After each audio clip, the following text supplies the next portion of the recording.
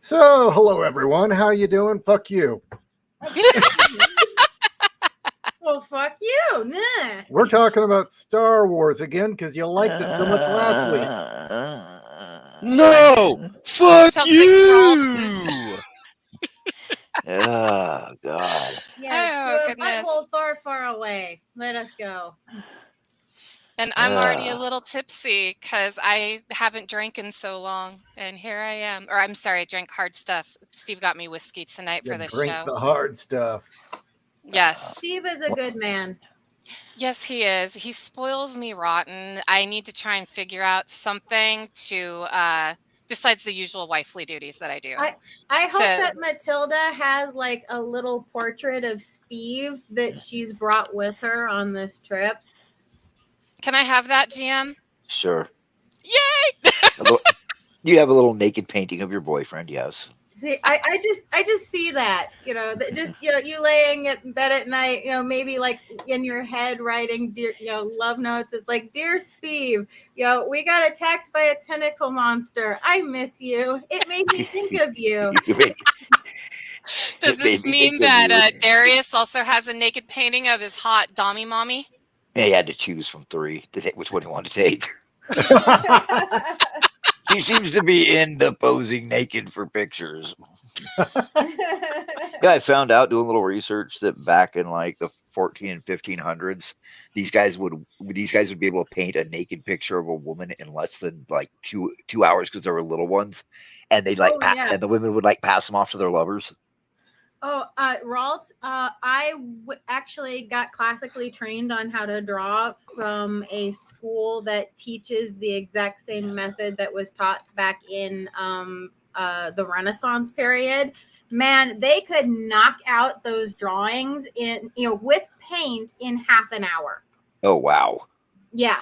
So I guess it was a big deal that the artist lovingly took 3 hours to make her nude picture. Yep. It was like 12 by 6. So does that mean that the half an hour painting was like the Polaroid of painting? Yeah. Pretty much, yeah. That's actually what we would do for warm-ups in classes was do these quick sketches, and the goal was how much definition, not detailed definition, could you get in within 1 minute, 5 minutes, 10 minutes, and then from there, now you had to work on the final version. Nice. So you guys weren't done with Star Wars, and then the audience is expecting Star Wars because that's what's on the banner. Okay, I actually woke up this morning thinking about Star Wars in this show. Yeah, about Star Wars at work. Just my little thing. I honestly really can't find much fault with the original. I just can't. I know it's biased. It's the original. We're not talking about the originals. We love those. Okay, but I remember when I still find some fault with the prequels. Not as bad as the sequels. I'm sorry. The Phantom Menace is one of the most boring movies in the Star Wars universe. It is dull as shit. It is dull as shit. It's like... Oh, go ahead. I was just gonna say, nothing really happens until like the end, where like it's the clusterfuck of just everybody's trying to kill everybody. It doesn't matter who they are or what the fuck is happening. Just everyone's shooting at everyone. Oh, and then there's Darth Maul. Okay, I was gonna say the last 30 minutes of that movie, all of a sudden it's like, goddamn. There is no excuse for Attack of the Clones. That movie is only a little bit above The Last Jedi. I am going to say I actually enjoyed Revenge of the Sith. That opening space battle was epic. Sure. I mean, oh my God. I was like, wow. I would have loved to have seen that type of space battle in the original Star Wars, but I wouldn't want George Lucas to touch any more of the original Star Wars because I want the original. I don't like the updated versions. I like the music. And I actually like the fact that they had decapitated stormtroopers having their heads banged on by psychotic little teddy bears. That was one of the most wonderful things ever. As a child, I thought that was great. I knew. All of us knew there were human heads in those fucking helmets. We knew. But and they played drums on them. Yeah, it was great. And you even got to see like Darth Vader melting I remember that you could see his face mask and everything melting as he was lit on fire in a Viking funeral. Yeah. They didn't show that much. They cut a bunch of that out. So the What? originals, I really cannot find fault with. And I know a lot of that is just me being biased because I will always be biased towards those movies. I'm going to say, aside from Ridley Scott's remastering of Blade Runner and fixing scenes that were glaringly needed to be fixed, like matching up dialogue sequences. Yeah. Oh, wow. Oh, yeah. And they also matched up Joanna Cassidy's sequences, too, because she went back and refilmed her scene where she was getting shot. Right. There were a couple scenes that just needed fixing. Aside from that, I think as a rule, directors having a midlife crisis should not be allowed to go back and re-edit their films. Well, you heard that recently Steven Spielberg came out and said the worst decision he ever made was re-editing E.T. and he's going to restore it. He said he never should have replaced the guns with walkie-talkies. He was having some sort of weird panic moment where he was like, no, I need to protect children. But the fan outcry was so horrific, he realized he made a mistake. Of course, it took how many years? 15 years to admit it? At least he admits it. I mean, better late than never, right? I want the original cut of New Hope released. Yes. That's what I want. With the shit that Lucas took out in 78. I would like to see obese, portly Scottish Jabba the Hutt. That cut scene is amazing, and it kind of makes me sad that they replaced him with a giant slug, because the drunken, obese Scotsman was fucking hysterical. They should have kept him.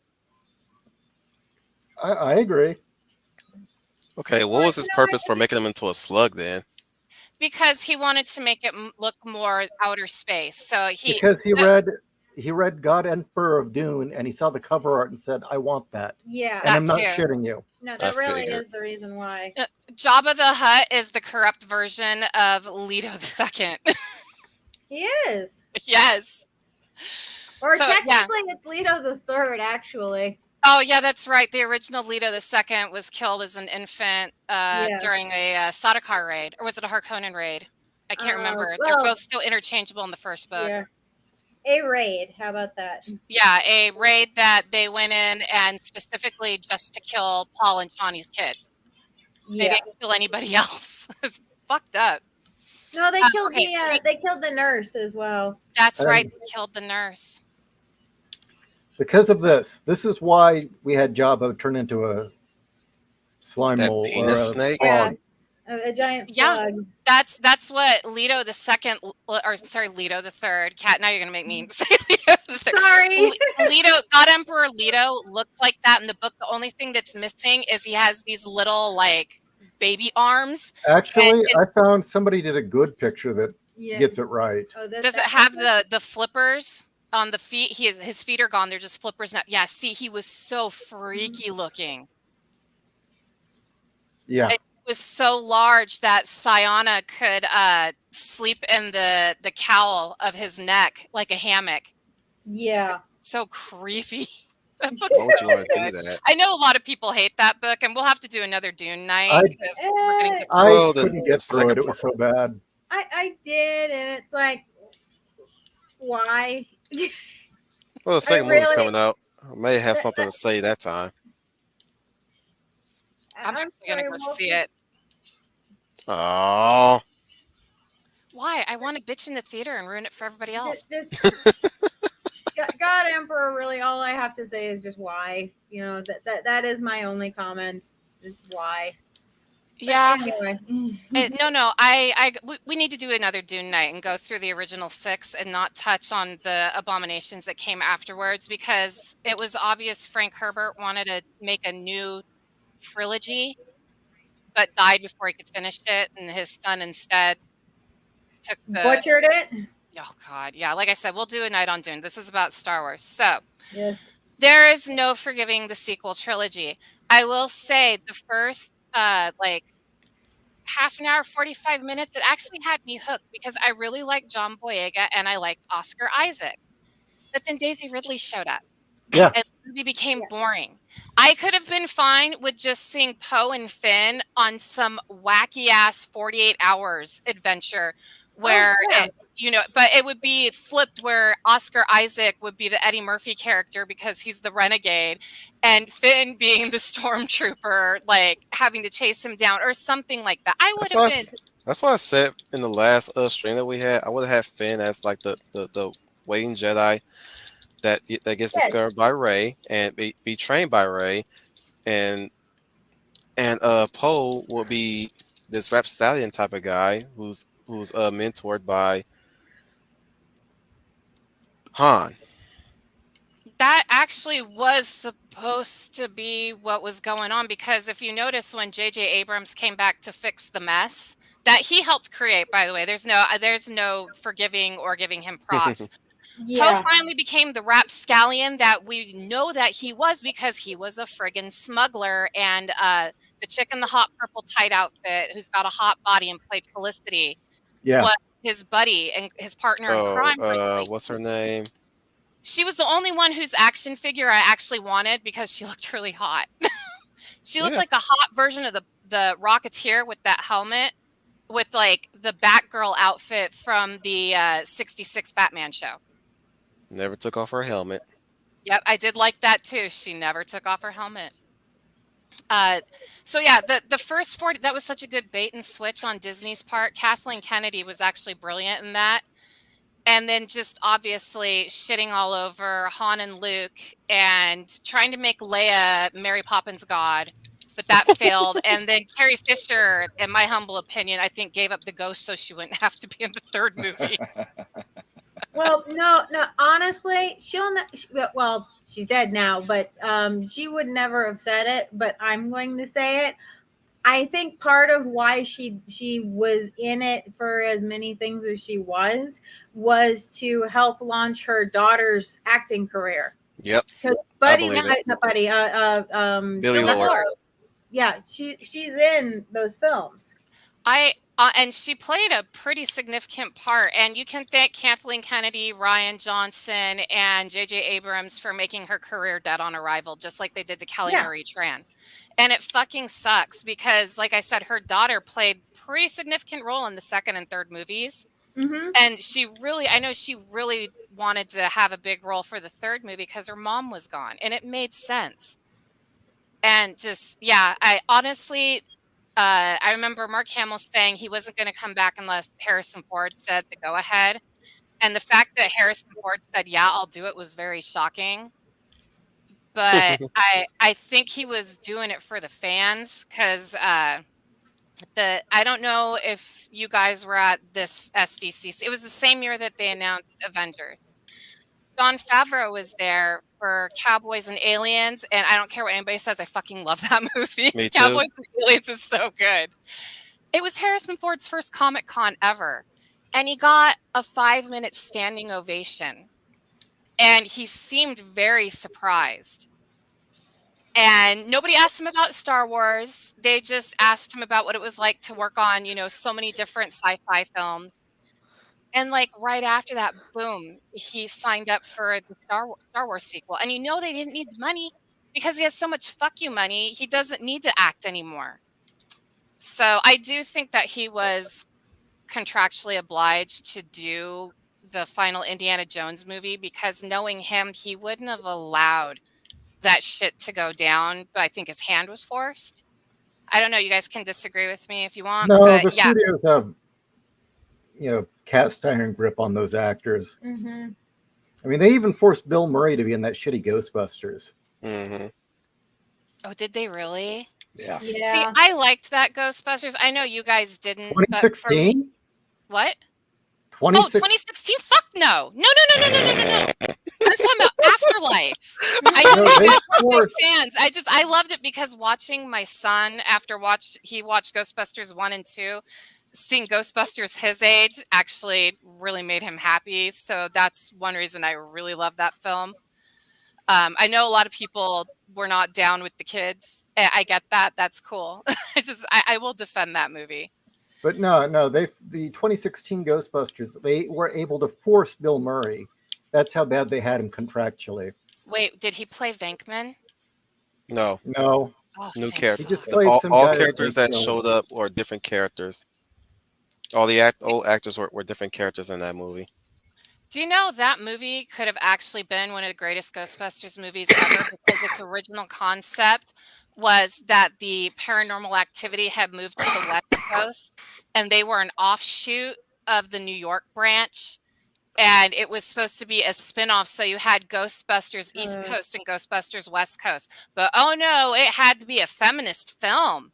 I'm gonna throw another thing on that, and that actually does sound like a pretty awesome script. No, the original script for Ghostbusters 2 was the video game that came out.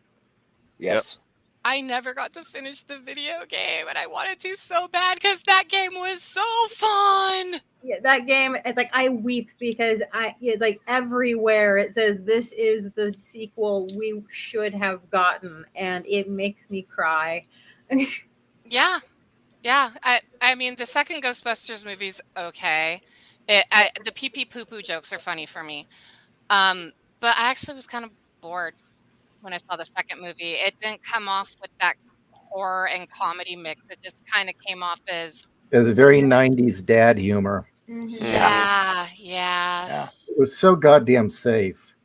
Yes, where the first one wasn't for Christ's sakes, Ray Well- dreams about getting a blowjob from a ghost. That's not safe.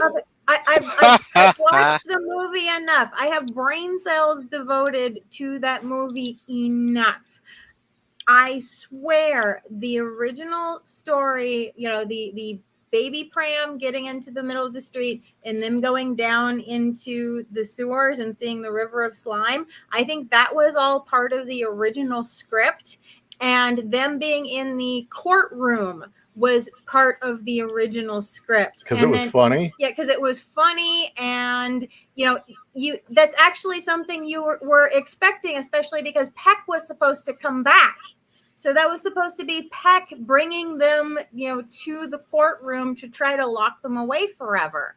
And after that, that's when, the second script kicked in, and that's when it got stupid. Can I just interject on a small side note, even though it's not Sure. Star Wars?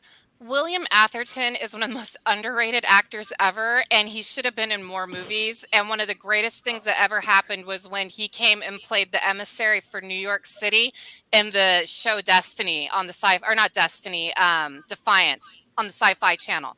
Apparently, he's a Broadway dude now. But yes, William Atherton playing villains in movies was gold. You knew it was going to be good if he was in it. So the fact that he didn't come back for the second movie really bums me out. Yeah. No, I completely agree. Although I think the other reason why is because he got harassed by school children because of that role.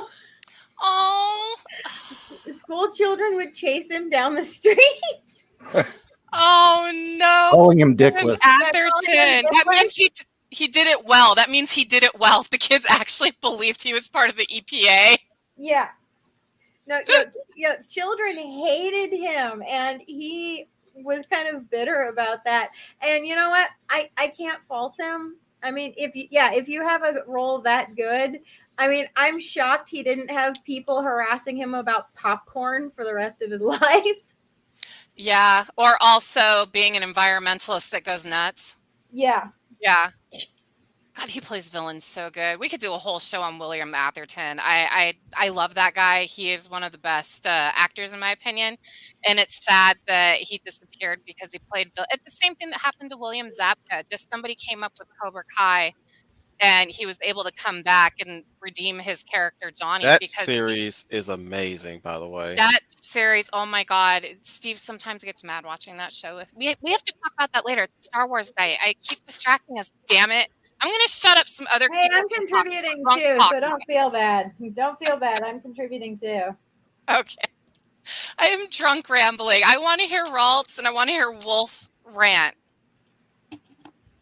Just today, I was thinking about. Sorry, I was thinking about. No. Have at it. I was just thinking about Luke's rambling about the First Jedi in the prequel trilogy, letting Sidious take the seat of the Senate towards Rey in Last Jedi, and I always the first viewing I was like puzzled why would he even bring that up because he lived through that era of the Galactic Empire. Like he acted as if that was like the biggest revelation he found out, and that broke him after he tried to kill his nephew. Oh God, don't Like get me started on that, please. I'm Ugh. like, dude, you were the catalyst to correcting that mistake. Why is it such of a big issue now, or why are you bringing it up to tear down Rey's idealistic view of the Jedi? The Jedi have let a Sith Lord named Darth Sidious take over the Galactic Republic. Yes, you know that. You were going to join that side years ago as a kid. Did you bring that up too?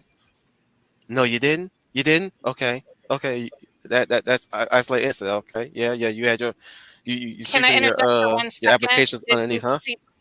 Did you see, just interjecting before you keep going, because this is a wonderful thing. So they have now made canon because of the comic books that Palpatine altered midichlorians to impregnate Shmi. And so he essentially raped Shmi to get Anakin to get the prophecy to go. So we have rape now. We have rape now, guys. Congratulations. Of course, they have an obsession with rape and feminism. They put the rape in. Well, to be fair, Lucas himself kind of implied that happened in the second of the prequels. Why? I didn't pick up on it. I guess I'm naive. I won't lie. Sometimes He was kidnapped and roughed up by the Sand People. Oh, I thought you were talking about Phantom Menace. You're talking about Attack of the No. Clones when she gets captured. Oh, dude, yeah, she looked like a rape victim in that. And Yeah. And then he fucking goes and like kills their children. Yeah, well, but the way they have canon now too, Anakin deserved to kill that entire tribe because they actually aren't mindless animals. They're civilized people. You can thank the Book of Boba Fett for that. When they turned the Sand people into misunderstood good guys, and Boba Fett becomes part of their tribe. Misunderstood good guys? Yes, no, the noble Sand people are savages. good guys in the Book of Boba Fett. They're misunderstood noble savages. God. I mean, Steve, when we were watching that, Steve turned to me and he said Anakin was justified in the complete genocide of that tribe, period. We're like, yep. I mean, I wish Steve would come on the show because he did like a 20-minute rant to me and our friends about why Anakin was justified because of the Book of Boba Fett. You're talking about people that if they capture you as a form of satisfactory punishment, they forcibly make you into one of them. They'll tie you down, put the fixtures on your eyes and everything, and make you one of them. I heard a RALT'S sigh. That was in one of the Timothy Zahn books. Well, you gotta look at like this. It involved Obi-Wan. They were never animals because they're capable of shooting a blaster rifle. That's not an animal. And they're capable of moving in single file so to hide their numbers and all that good stuff. But misunderstood good guys when they capture people and rape, torture, mutilate them, and the strongest ones that survive their little thing are turned into versions of them. I am so tired of we're going to take these people and everybody is actually a misunderstood good guy, and it's the system that is bad. Show me what this. Okay, I'm going to use basically a fake quote from Avatar. Show me, alien, what your people have done. Show me your great works of literature. Show me your great works of architecture and engineering.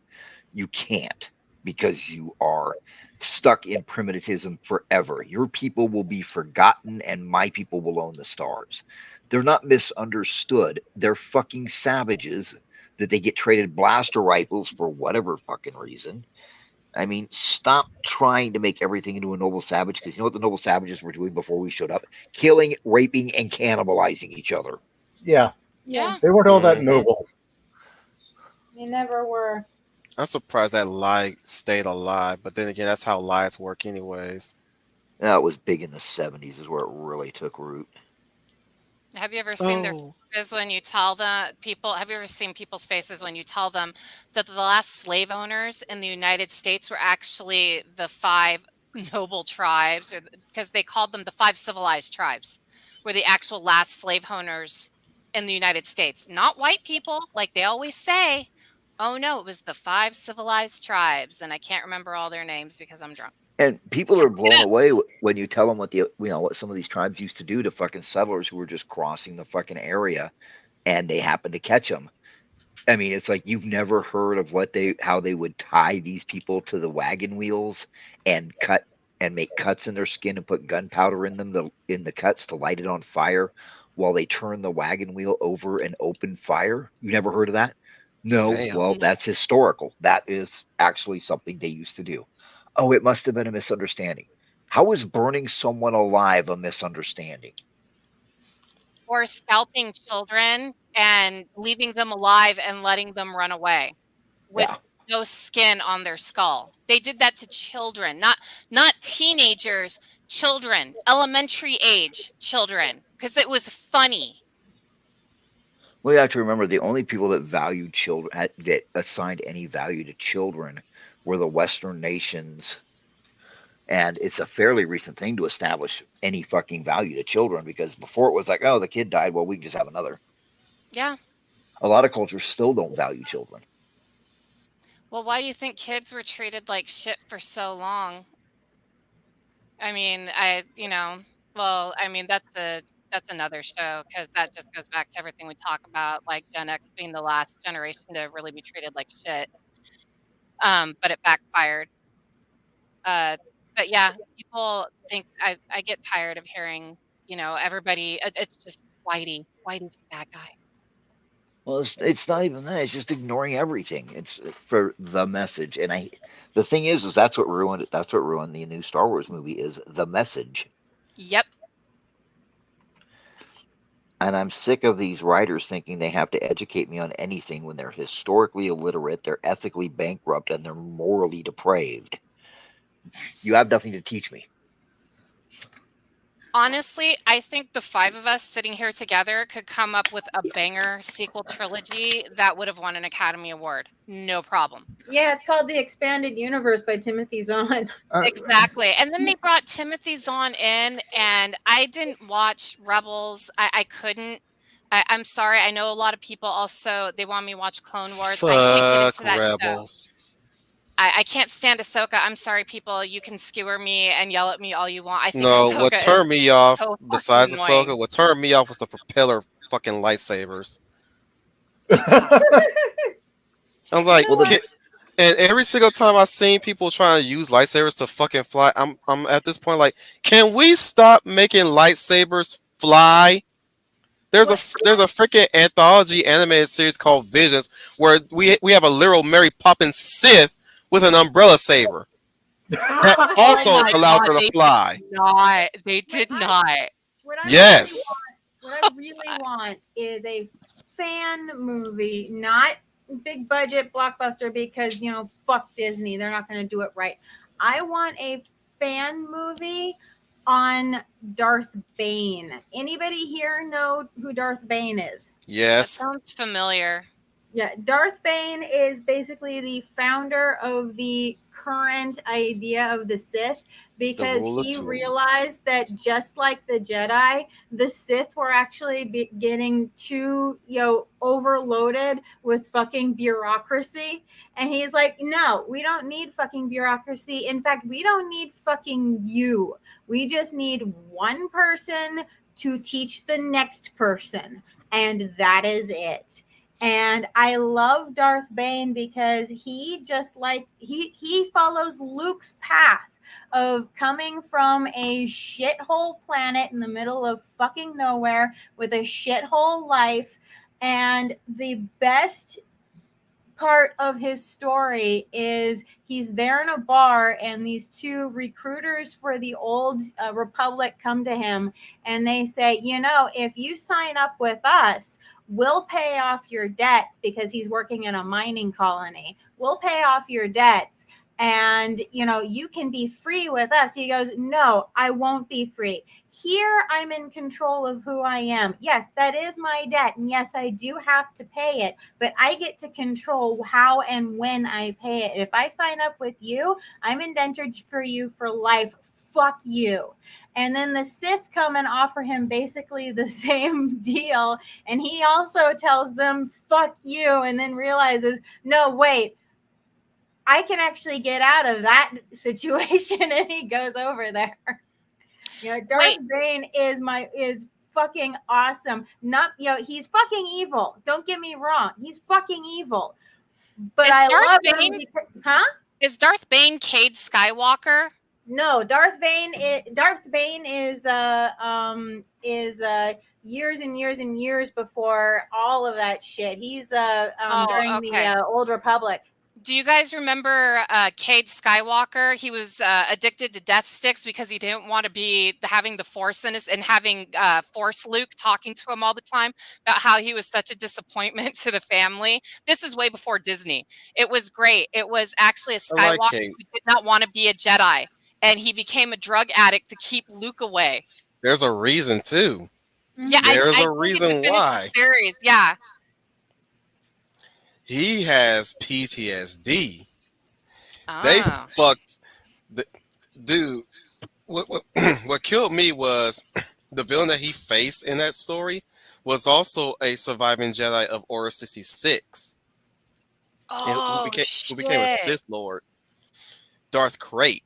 But like when they face off against his army, his forces, like his dad freaking lost his life. And his master lost his arm. And said master fights with one arm. He's the one-armed swordsman. Like, yes! A Jedi that's a callback to one-armed fighter in freaking wuxia films. Fucking sign me up. Oh, blue-haired chick is pretty hot. And so is Darth Talon, the red Sith chick. She's pretty hot too. Oh, okay, oh, Kat, and then there's that one Sith Lord with that long ass fucking spear saber. Fuck yes, sign me up.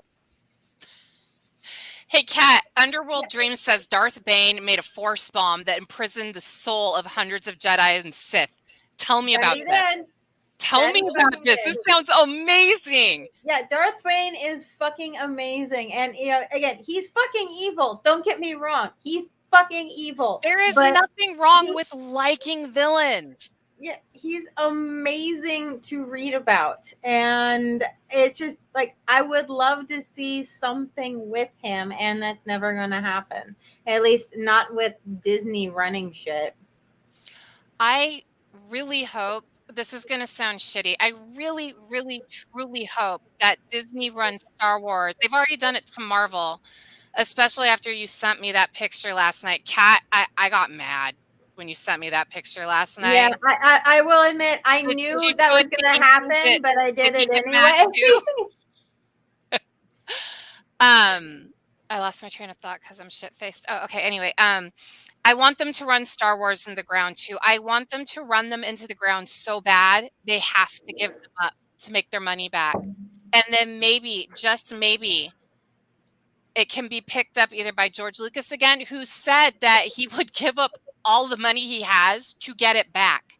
That was shocking to hear. I think seeing what they have done to it, and it's basically they've mutilated and tortured his baby and then hung it out to dry like, you know, a trophy. I really want to see studios fail so they can get them back, so we can get the Legends series back as canon. Well, what did he say? He said that I didn't know what I was doing. I sold my children to white slavers. Yeah. Yes. Yeah. I think he might have meant that literally. No, I think too, the stuff that's come out about Disney employees being like horrific slavers and pedophiles. Hey. And Iger being a regular on Epstein Island. Yeah. Oh my God. That could, honestly, the 5 of us could do an entire episode on Epstein Island. I mean, So I think I got a pitch. We get a new series for Disney Plus, and it's about a young Jedi who's going through puberty, and he's got an abusive dad named Darth Grain Liquor, grain alcohol, and whenever he uses the Force, he beats the kid up because he's Hey, make him a Wookiee. make him a Wookiee. Make him a Wookiee. I'm just saying, make him a Wookiee. hey, Ralts, you've been really quiet. Ouch. Well, Well, what's no, there to I'm not really trying say to about force the you to- fucking? What's there to say about the fucking trash fire? I guess I'm just so used to your awesome rant. I'm enjoying listening to everybody else because I mean, I went to see those. I went to see the first one in the theater, and it was, to say it was a disappointment is an understatement. And then I watched the other two. Well, I watched one when it initially released, and then I waited like a year to watch the second one because third one, because I was like, it just keeps getting worse and worse. I will And admit, it was. I will admit, I was a defender, and I I saw was the a lights. defender too. I was a defender too when it first came out because I was so desperate, just like a lot of Star Trek fans were By defenders Rise of of Discovery. Skywalker, I was bitter, and I didn't actively go out to see it. My mom paid my ticket when we went to see it because I was visiting family that year. And it's like we had a choice of the next It Man movie, Knives Out, which recently came out that same year, and Rise of Skywalker. Yeah. And she opted out of, she noped out of Knives Out because it's not an R-rated movie. I was like, really? That's where you draw a line? I mean, it's a shit movie. I saw the ending to that movie. I already knew who the fuck the murderer was, anyways. Well, But the problem with Knives Out is that, it's entertaining until you either A, start thinking about it, or B, you are familiar with any of the source material. And Well, then it falls apart. Christopher Plummer's character was literally based on a Trump supporter. Oh The whole God! movie was about murdering somebody who was a fascist who enjoyed Trump. I'm not joking. Like Jamie Lee Curtis came out and spilled half the fucking plot by talking about how it was so wonderful seeing Christopher Plummer play this horrible person who was a Trump supporter He wasn't and murdered. conservative, and But- yeah. Yeah, if that's fucking true, then obviously she didn't read the script because A, he wasn't murdered, and B, he was the only person in that entire film that had a fucking soul.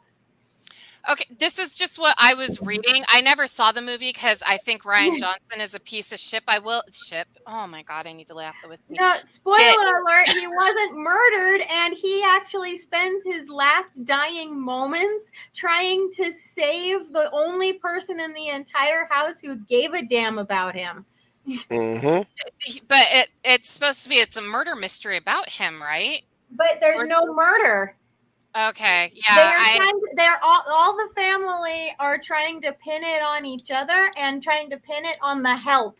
And he spends his last dying moments saving her life and trying to set things up so that she couldn't possibly be accused of murder. If he's supposed to be Trump, they failed because he's the only person with a soul. Every single time apparently they try he's to, supposed to be a Trump supporter based on Trump supporters. Holy shit, that says so much. Yeah. every single time they try to do allegories to Trump, I end up liking the characters they supposedly hate. They never do a good job trying. Like, what makes this person so freaking evil? This guy did this. This lady did that, and I'm all for what they just did. How the hell you gonna pin that on Trump, who's supposed to be the bad guy? Look, it's so bad. I think I told you guys about the new Grendel series. They made the main villain a short, fat, blue alien that's based on Trump, including the hair, and he says bigly all the What? time.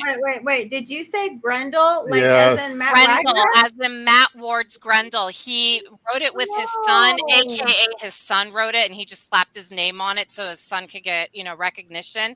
It's really fucking good for the first 3 issues, and then it starts getting weird. And I'm like, okay, this is Grendel. Grendel sometimes gets weird. I read the Orion saga and the one that came after it, the best one in my opinion. And then the little fat Grendel Prime? Yeah, Grendel Prime. Thank you. It was the Prime saga, because that's the one that has Homecoming in it. Yeah. Yeah, Homecoming's so good. That's like I said, we can do Grendel another night. I'm sorry, anyway, long Yeah. story short, fat blue jelly-like alien wearing a black suit, white shirt, red tie with Trump's hair saying bigly was the fucking villain. And to make Grendel Prime look awesome, because apparently we already didn't know, he kills him in like 1 stroke. Of course he's gonna kill him in 1 stroke. Oh my god. Can we do a show one night where I bitch about what's happened to Grendel? Because I'm fucking devastated. We can bitch about whatever, we've done 3-4 episodes on Star Wars. I think we can talk about whatever the hell we want right now. Okay, because I'm sure, guys, like I said, I'm sacrificing myself and I'm going to Comic-Con for 4 days. I'm sure I'm going to see some shit. I'm missed out on that. That's what I was asking, if you were going to be in my neck of the woods. I knew it. I knew it. I knew it. I was like, yeah, sorry to That disappoint. just makes me very sad because we have 2 original Matt Wagners, one of Grendel Prime and one of Susan Verhagen. Oh, I said Matt Ward, not Matt Wagner. I'm sorry. I Yes, knew what Matt you Wagner. meant. Okay. But yeah, we actually commissioned those for him, and so he drew those for us, and I am so fucking sad right now. I don't think it was him though. His son wrote it with him. I honestly think he let his son use his vehicle just like Frank Herbert did, and it backfired. Because I have not heard anything since. Yeah, but that he's story came alive out. to put his son over his knee and fucking spank his shit. Well, Frank Herbert's not. He's really been focused on Mage instead of Grendel. He's been bringing Mage back. So I think he was letting his son do Grendel while he focused on Mage. Whereas I'm like, you should have just done the Mage story and then done another Grendel story instead of giving it to your son, because your son made it political. Sometimes you just need to beat your kids. Yes. Sometimes your son commits such an awful thing. I gotta wonder. What's his name? Studio Ghibli. Miyazaki. Miyazaki? Yeah, you gotta wonder. Did Miyazaki slap the shit out of his son after that? No, he did worse. What? He publicly said, "Well, you made your first movie." Wait, what did me? Okay, wait. You guys need to catch me up on this. What happened? Oh! Terrible first movie. You don't know. Okay. Miyazaki's son is like, Dad, you gotta let me do my own movie. You gotta let me do it. And Miyazaki is like, yes, I will give my son his first chance to do his first movie. And so he did Earthsea. He did The Wizard of Earthsea, which I have not seen, admittedly. I have not seen this film. But everybody says it is the most beautiful thing you will see, and it's fucking confusing as shit. And Miyazaki walked out of the theater during the first viewing. Okay, and then when he was interviewed, he said, well, that was his first film, and he won't do it again. Okay, the fact that all of us knowing how Japanese culture is, That's that had to hard. be beyond shame. Yeah, like that is you are blacklisted for life. So yeah, and as far as I know, I think his son has attempted to do films since then, but Miyazaki will have no part in them. See, I didn't even know his son did a movie. I didn't even know there was a movie out there He like fucking that. So Yeah, that's Balon all look, I've ever Greyjoy seen. them? it's based on the Wizard of Earthsea, and from everything that I've heard, it's absolutely gorgeous, but is so confusing as fuck. You have no idea what the hell is going on. So You he know, talking Balon about Greyjoy Miyazaki them. makes me want to watch Yeah, he Nausicaa did. Valley of the Wind again. Damn. Love that movie. Watch the original. Watch the original one, even if you have to watch it subbed. Do not Yeah. watch where they redid it because they added new lines that just are so fucking annoying. Yeah. I have the version that was the original dubbed that came out in the US in like 99. No, you don't want that. No. Okay. See, the So funny it has thing is, chapter shorten it, so of course I no, had to watch you don't want it. that one. You don't want that one. Okay. We got it. When we got it, it was because a guy that was in our unit came from Japan and he had a VHS copy. He made VHS copies for it, but it was fucked up, so it didn't have a title.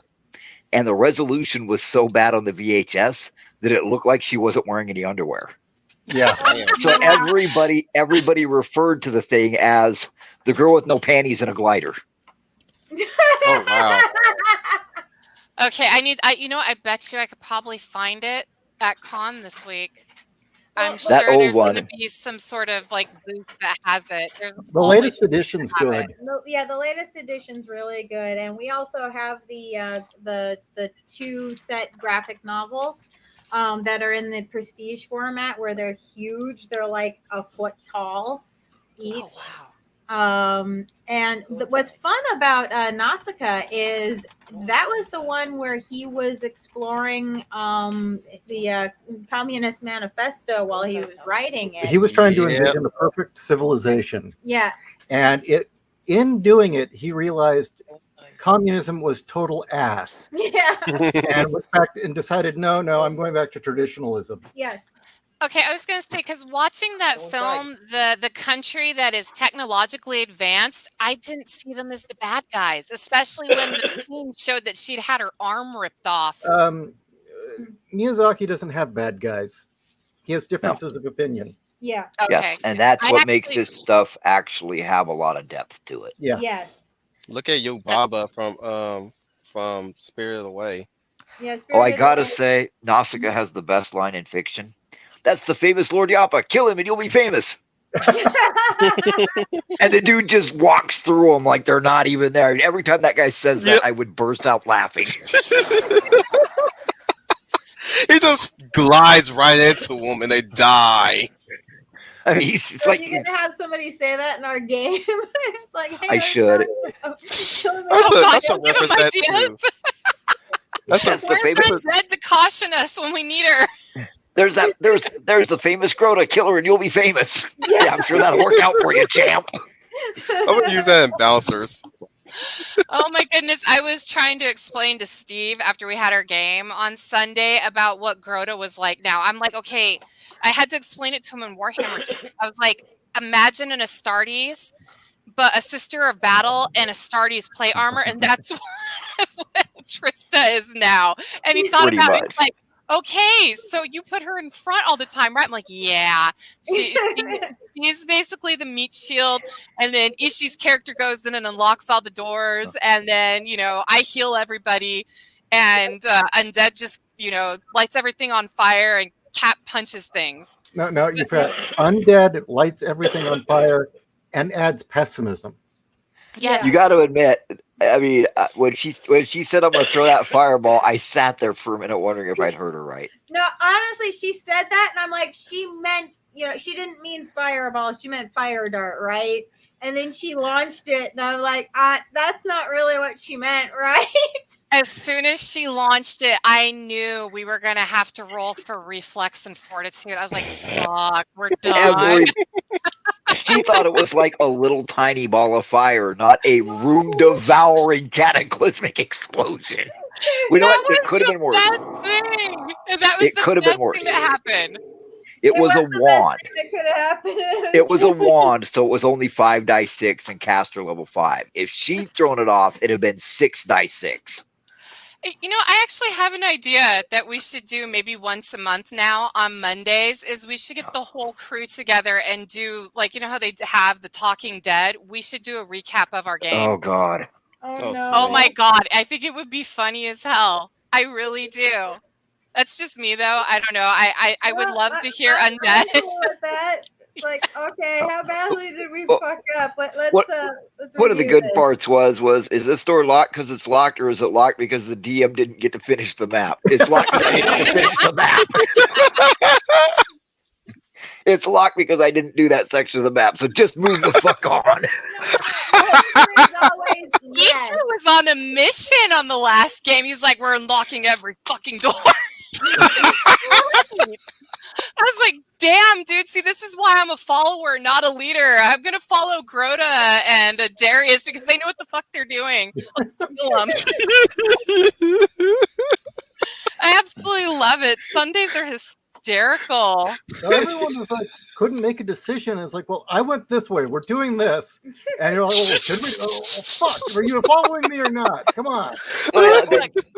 See, remember, Grota- my character is your character's best friend. I will follow you into the flames of hell, dude. You don't ever have to Follow worry. her. I will follow That you. dude, Where she that dude in the goes. ornate Yeah. ornate sarcophagus was an 8th level undead fighter with like 70 odd hit points, and he managed to slam the lid so he didn't take much damage from the fireball. But then Grota whips the lid open and goes ape shit on him. I mean, she got 2 crits. She got 2 fucking crits. Oh, and he had a damage resistance of 10. You can't overcome it. Oh, but then there's Smite Evil. And, like, God knows what else to him. He had an SR. He had a spell resistance of 19 and a damage reduction of 10 and 75 hit points. And 10 seconds later, he's at negative 12, and it's just over. He doesn't even get out of the coffin. There wasn't even anything left of his armor. See, he's a walking Primarch, man. We have nothing to worry about. Those 2 critical hits. He'll throw something at us. Those And 2 she'll still get good rolls. those 2 critical hits tallied up to 72 hit points by themselves. I'm Play like, with loaded dice. I was like, fuck.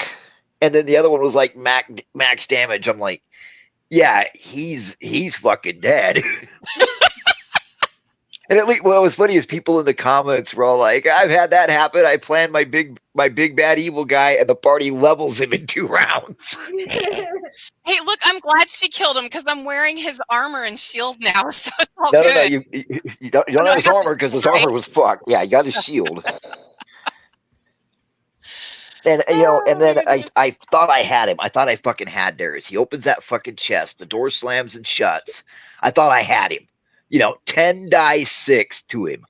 But no, he makes his fucking little backflip behind. He slams the lid and makes his fucking backflip behind the goddamn table that he tipped over and crouches down and barely takes any damage. I'm like, son of a bitch.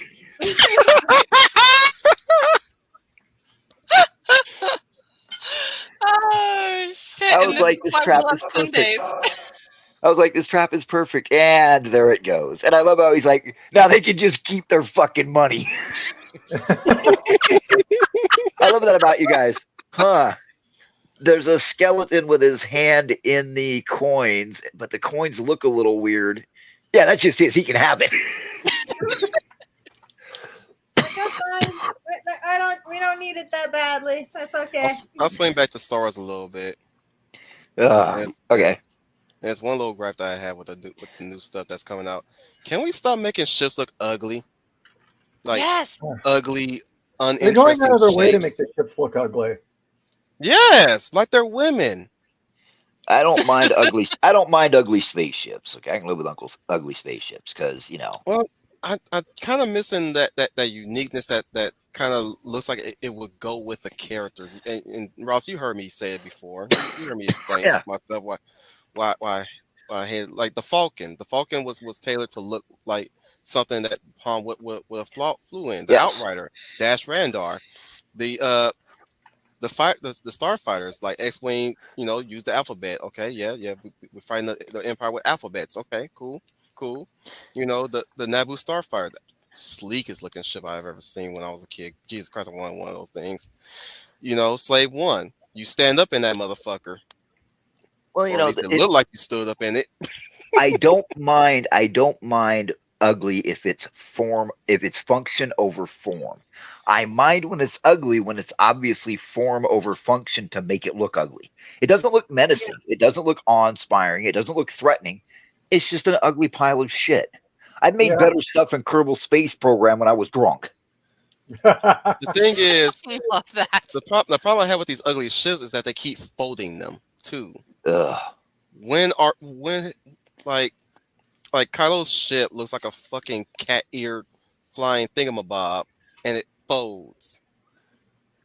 Well, Why? I did like in the Mandalorian, Din's ship, the Razor Crest actually looked good. It looked That's the only used, ship I just like like. the Millennium Falcon looked used, but it looked good. That's what I'm saying. That's the only one I like. One problem in the Mandalorian was every time he landed his ship, he'd get like 10. It was like he was landing in Detroit. He'd take like 10 steps, look back, and it's the frame up on chocks. I have to say, one of my favorite scenes in The Mandalorian, because we did watch the first 2 seasons, they were actually really friggin' good, is when he has to go get the egg for the Jawas, and you get to see how disgusting and loathsome the Jawas are when they crack the egg open and they're all fighting over the egg yolk, and it's like all over them, and it's just disgusting as hell. I love that scene. It just proved that they are little rat midgets. Oh, it makes you wonder what the fuck is in there. Utini. It's like I always want to see somebody snatch one of their robes off, see what's in there. Apparently, they are rats with glowing eyes. They're humanoid rats with glowing eyes. They got fur on them too, I think. Yeah. Then they're like little hairy little. They're like evil versions of Ewoks, except taller.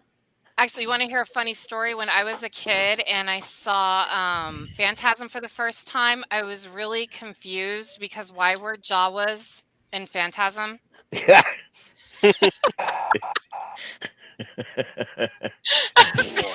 just like, what? Never over. Well, life was tough for the Jawas after they left Tatooine. I always wanted to blow up their little sand crawler. That thing ain't little. Oh, that thing's cool though. But every time I see it, I always want to blow it up in every video game Star Wars related. Even in Rogue Squadron, I tried to shoot that thing. It will never blow up. Why? I want to blow up a sandcrawler. Let me blow up a sandcrawler. I don't care if it's civilian casualties. Oh, did you hear that John Boyega came out and said that The Last Jedi was one of the worst movies ever? And people are like, everybody's like, no, Rise of the Skywalker was worse. The Last Jedi was worse because that's what you get when you cater to fans. The Rise of the Skywalker was worse. And it's like, I don't care. All your movies are bad. I don't care about anything he has to say since he played in The Woman King. Yeah, I lost a lot of respect for him. I don't know. I figure it's a paycheck. I figure it's a paycheck. The Woman King. Oh, God. You know, the movie where they depicted one of the most violent slave trading kingdoms in Africa as fighting against the British to stop slavery when it was the British were coming in to make them stop slaving. Yeah, that movie actually made it seem like the British Empire were forcing them to be slavers. It's like, are you for fucking real? Like, no. Nobody wasn't forcing Xerxes to enslave people in 300.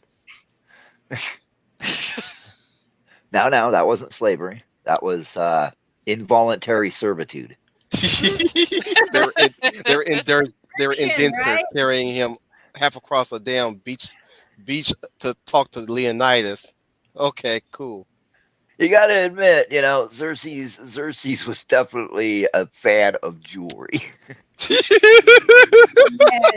Yes, dude, he had piercings in weird places. Who the fuck pierces their cheek in like 3 different places? Have you been to Portland? Have you met Not anybody in a long who's a time, and I hope to freak? never go again. A bite-piercing fiend. I mean, you know, Xerxes would fit right in a D&D campaign, and nobody would blink an eye. Nope, they wouldn't. Except for they'd be, who's the stretched out gay guy on the I mean, on the Jesus pavilion? Christ. Xerxes gave me the freaking what was his name? Ra from Jay David. Jay Davidson. He had the J. He gave me the Jay Davidson effect where dude's just so hot. Like, damn, I go gay for that guy too. I was So like, many people thought Jay Davidson was actually a woman originally. Oh Like, God, I still need to very finish. I still need effeminate to watch dude. Trying Game. It's like man, every time I saw Jay Davidson, like Jesus Christ, dude, I would definitely. oh God, take the dive. I still remember watching MTV late one night, and my buddy sitting next to me drinking beer, and a video for Poison came on. He's like, "God damn, those chicks are hot." And I looked at him like, "Those are all dudes, man." He was like, "Well, he's like, that's enough TV for me tonight."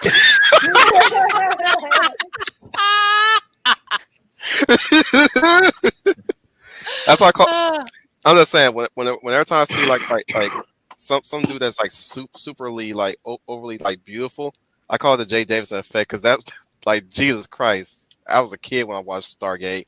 I was like, damn, am I discovering something or is this a phase? Help! I'm confused and need an adult. Right? I was gonna say even adults were confused because Jay Davidson was hot. He was Raw, right? Yeah. Yeah, he was Yeah. raw. Yep. And I can't remember the name of his character in the Crying Game, but yeah, he was a boy girl. Mm-hmm. Actually, puppy. also bringing it back to Star Wars, I just have to say they wasted Gwendolyn Christie. I've been wanting to say that. We I talked was about that. very excited when they cast her. I actually went for Steve and I got the Hallmark ornament for our Christmas tree because we were such fans of her because she did Haha, such you good bought an prop- ornament. Yes, we did. She was so good as Brienne of Tarth in Oh, Game yeah. of Thrones. Like they couldn't have picked a better actress. And if you've seen her in real life, they had to make her ugly. She's fucking gorgeous. She's got those long legs. I know she doesn't have a big rack, but she's got those long legs and she's built and she's got muscle. And so when they cast her, Steve and I were over the moon. And then Same they here. came out with her armor and they said that was the armor from the Naboo ships. That's why she looked like she was in chrome because she was very devoted to Palpatine. And so she actually wore the armor from his ships. And just the backstory of this character. And for Rian Johnson to decide to fuck her character over too and have her just die in a blip. Fall And in a hole. And like that was Rian Johnson's whole arc of destroying Finn from beginning to end. Because I mean, J.J. Abrams had set it up where you knew Finn's big battle was going to be against Captain Phasma. Like you knew it from the beginning of that movie. And for them to have some piddly ass battle where she just gets knocked over a platform and falls into fire and dies was so soul crushing because you just fucked over a really good actress that a lot of people came to watch your movie for. She People was who a hadn't better watched sword Star fighter Wars. than Rey herself. Than freaking Daisy Ridley. It was heartbreaking because you knew this character was meant for something more. By the way that she talked, by the way that her costume, her armor was, by the fact that Finn was terrified of her. Herself talked about her. I mean, Gwendolyn Christie, like it was very obvious she was promised a 3-movie deal where there was going to be a lot with that character, and nope.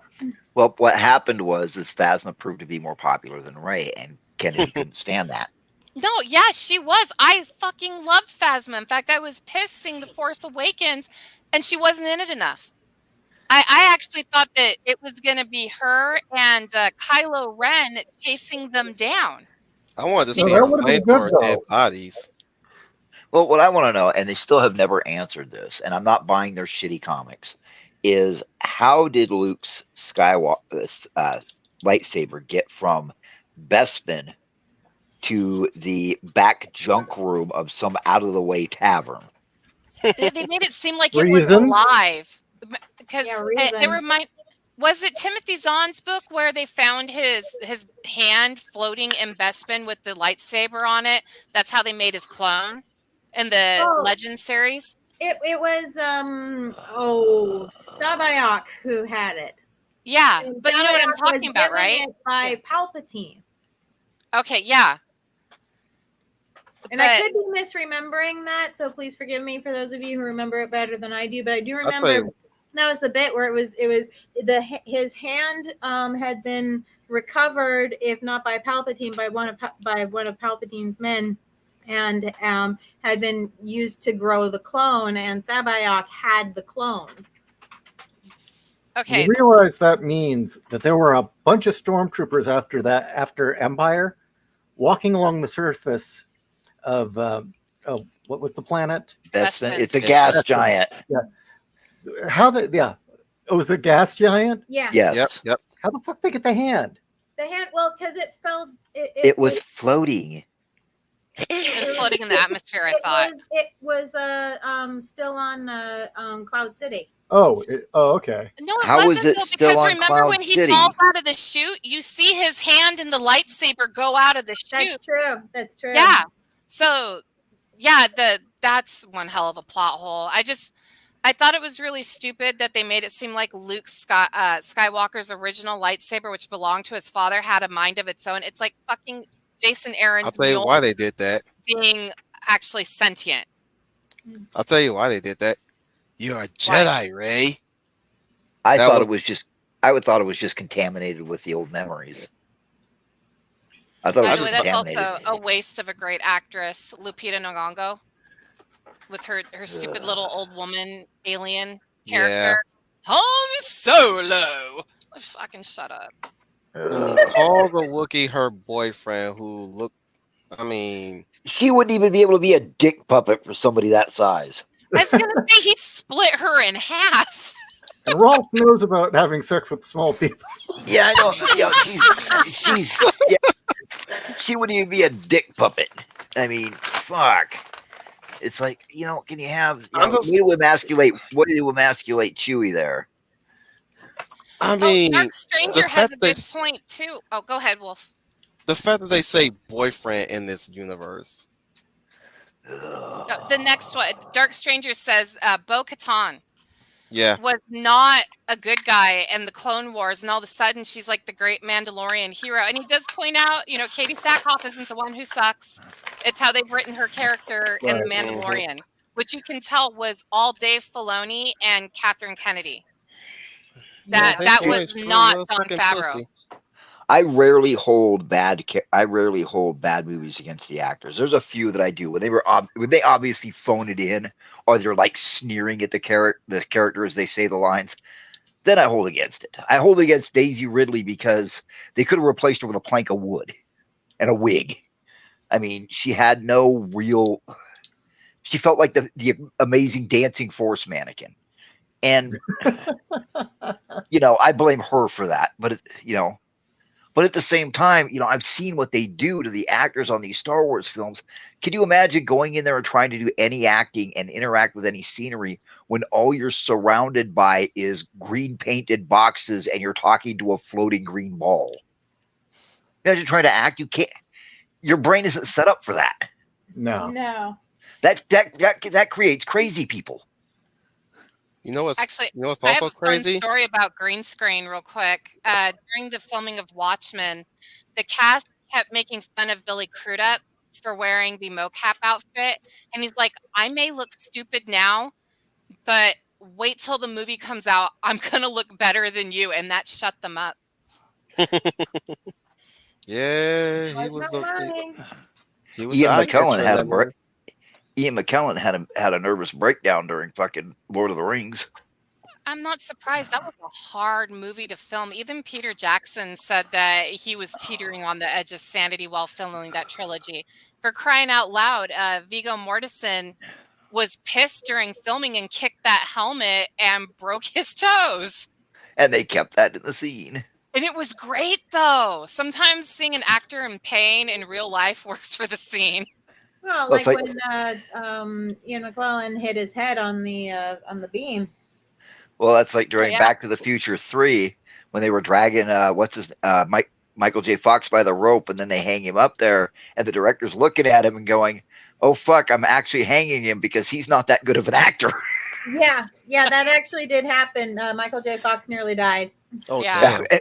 And the Oh, whole God, that thing was guy would have been he's not. vilified forever for killing Michael J. Fox. It was he's not that good of an actor. Hey, that's saying something because I don't know if you guys, it's a little depressing if you've seen Memoirs of War, but I thought that was some good acting because he was the exact opposite of Alex P. Keaton and Marty McFly in that movie. I always remember the one where he went to work at a corporation and he had a job both up in the executive suites and in the mailroom. Oh, And the one where he was fucking his aunt.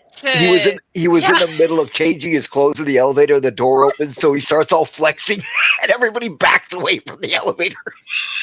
No, his uncle is super rich. His dad's a farmer, and his dad's brother is a super rich guy that's the CEO of a corporation in New York.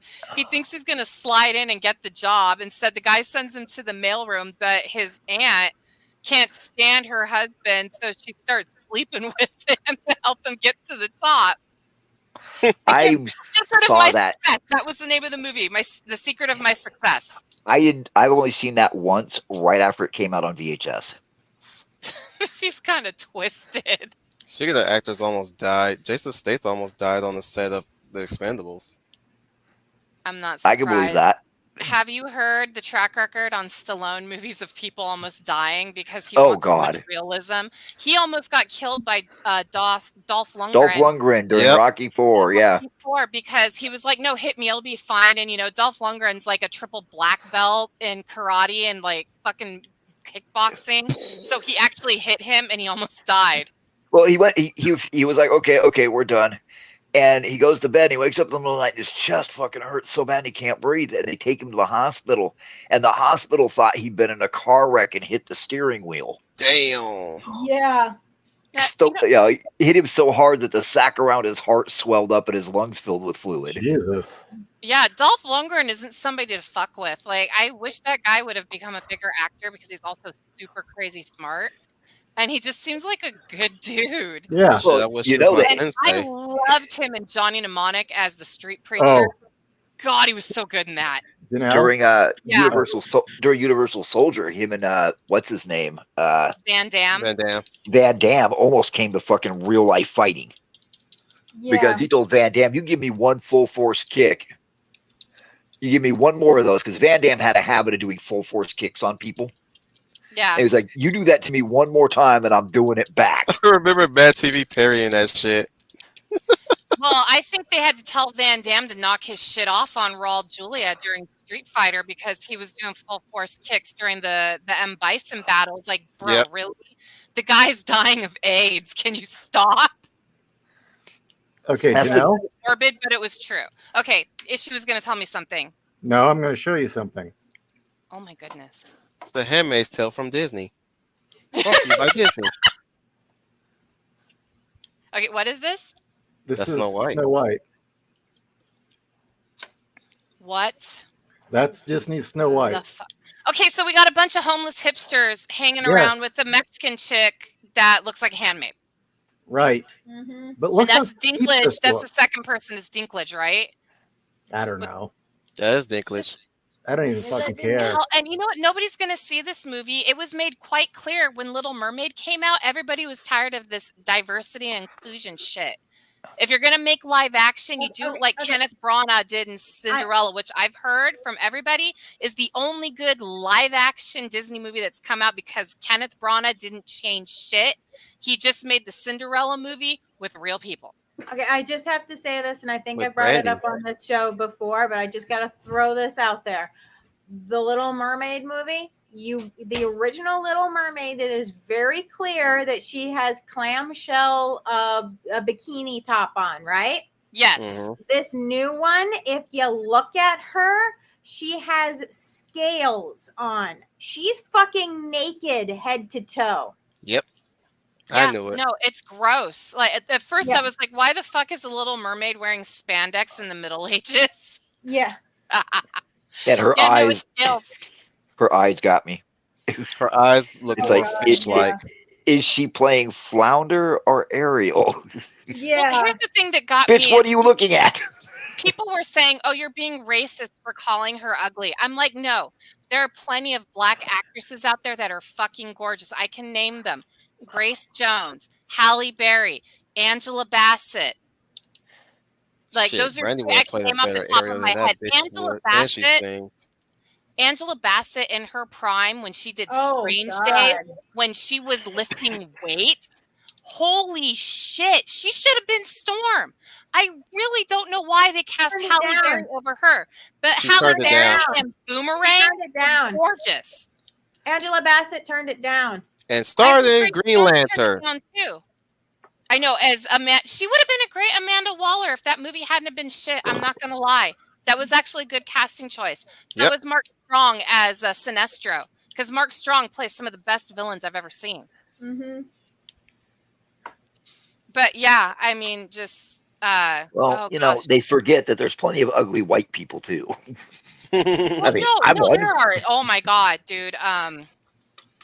Shit. Okay, she's a great actress, but she's really fucking ugly. Amanda Plummer.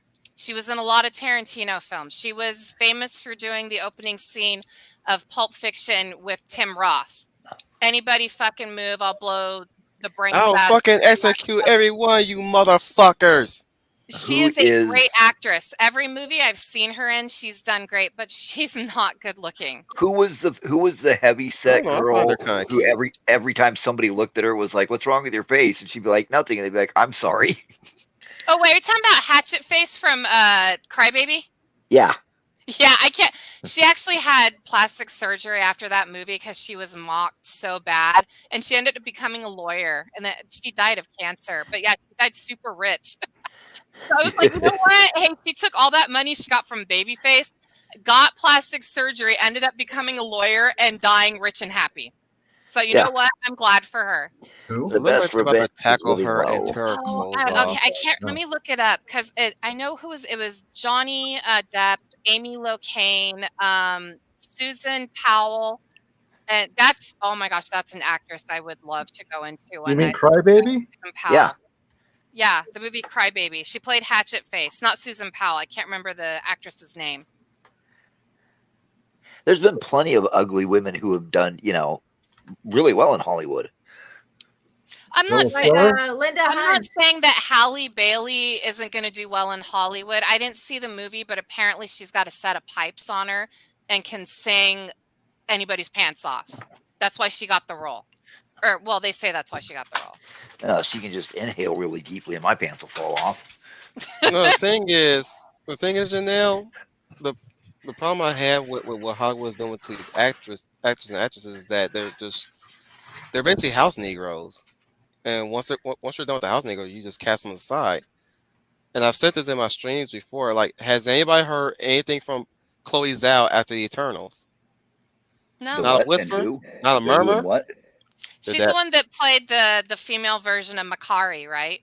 No, she's the director of the Eternals. Oh, wait, I'm getting her mixed up. Chloe Zhao. Okay, Chloe never Zhao mind. directed the Eternals, but we haven't heard anything from her, let alone Eternals 2, right? Yes, she's the one that decided that Cersei needed to be Chinese. Or is Gemma, what's her name, Chinese? I don't know. That was so off my radar that it just came and went. But like, you never hear from her. No, nobody's not talking about her. I don't hear no peep about her. Sadly, we don't hear nothing from Carrie Marie Tran, which is unfortunate because I would have liked Rose Tico had they not written her badly in the sequels. I actually feel really bad for Kelly Marie Tran. She got her dream job and they fucked her over, and she is the nicest person. John Boyega was a close second, but unfortunately he got roped into the Woman King. Okay, well, I'm gonna back you up here a minute and explain this whole thing about them creating house diggers. House Negroes. She can't say it, but you can. Wait. Why you want me to talk about house Negroes? No, what do you mean by that? Well, what do you mean that they're creating them? That's what they are. They're propping them up, dressing them all up, and they speak what they want. Like, here's the thing about the house Negro. The house Negro Do I need to re-educate everybody what the house Negro is? Because I know what it is, but I don't understand the describing them, making them. I know what they are in history, but the modern. the modern house Negro is basically you just get this actor for diversity's sake. That's the first stage of that, right? Okay, so You put them on. token. You pretty much, yeah.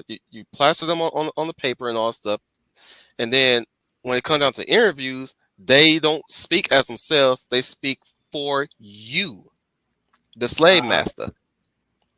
And when they do their part, which is the movie pushing the message, you don't hear from them afterwards. I'm surprised we hear her from Snow Bitch right here, because she was in that remake of West Side Story. She was Maria. Oh And God, so she's gonna have true strikes against her. She's not gonna have a career after this. exactly, that's my point. The point is you're not going to hear from them ever again, because they've been in two or three movies that are shit, because they're all pushing diversity and inclusivity and all that nonsense. Well, And at this Neostar, point, I was gonna say Neostar says basically purse puppies. no, they're house Negroes. Purse puppies actually get way better treatment than house Negroes. Purse puppies that actually die a full life, eating all kinds of sugar and shit. These motherfuckers get scrums from the master. Just saying. Dark Stranger you also realize none of us points can out. answer that. None of us really can answer what you just said there without risk of getting the channel banned. I'm getting some. I'm really saying the point. Like, that's what it is. It's basically just them rolling back to slavery days. They got their head so far up in the slavery days. They so caught up in that shit that they're recreating the plantation. Ichi. It's all been disagree. designed. It's all been designed. They straight up recreate the plantation, and they're the slave masters with the house Negroes as the actors and actresses. There's one critical difference, though, Wolf. There's one huge critical difference. Lay it on me.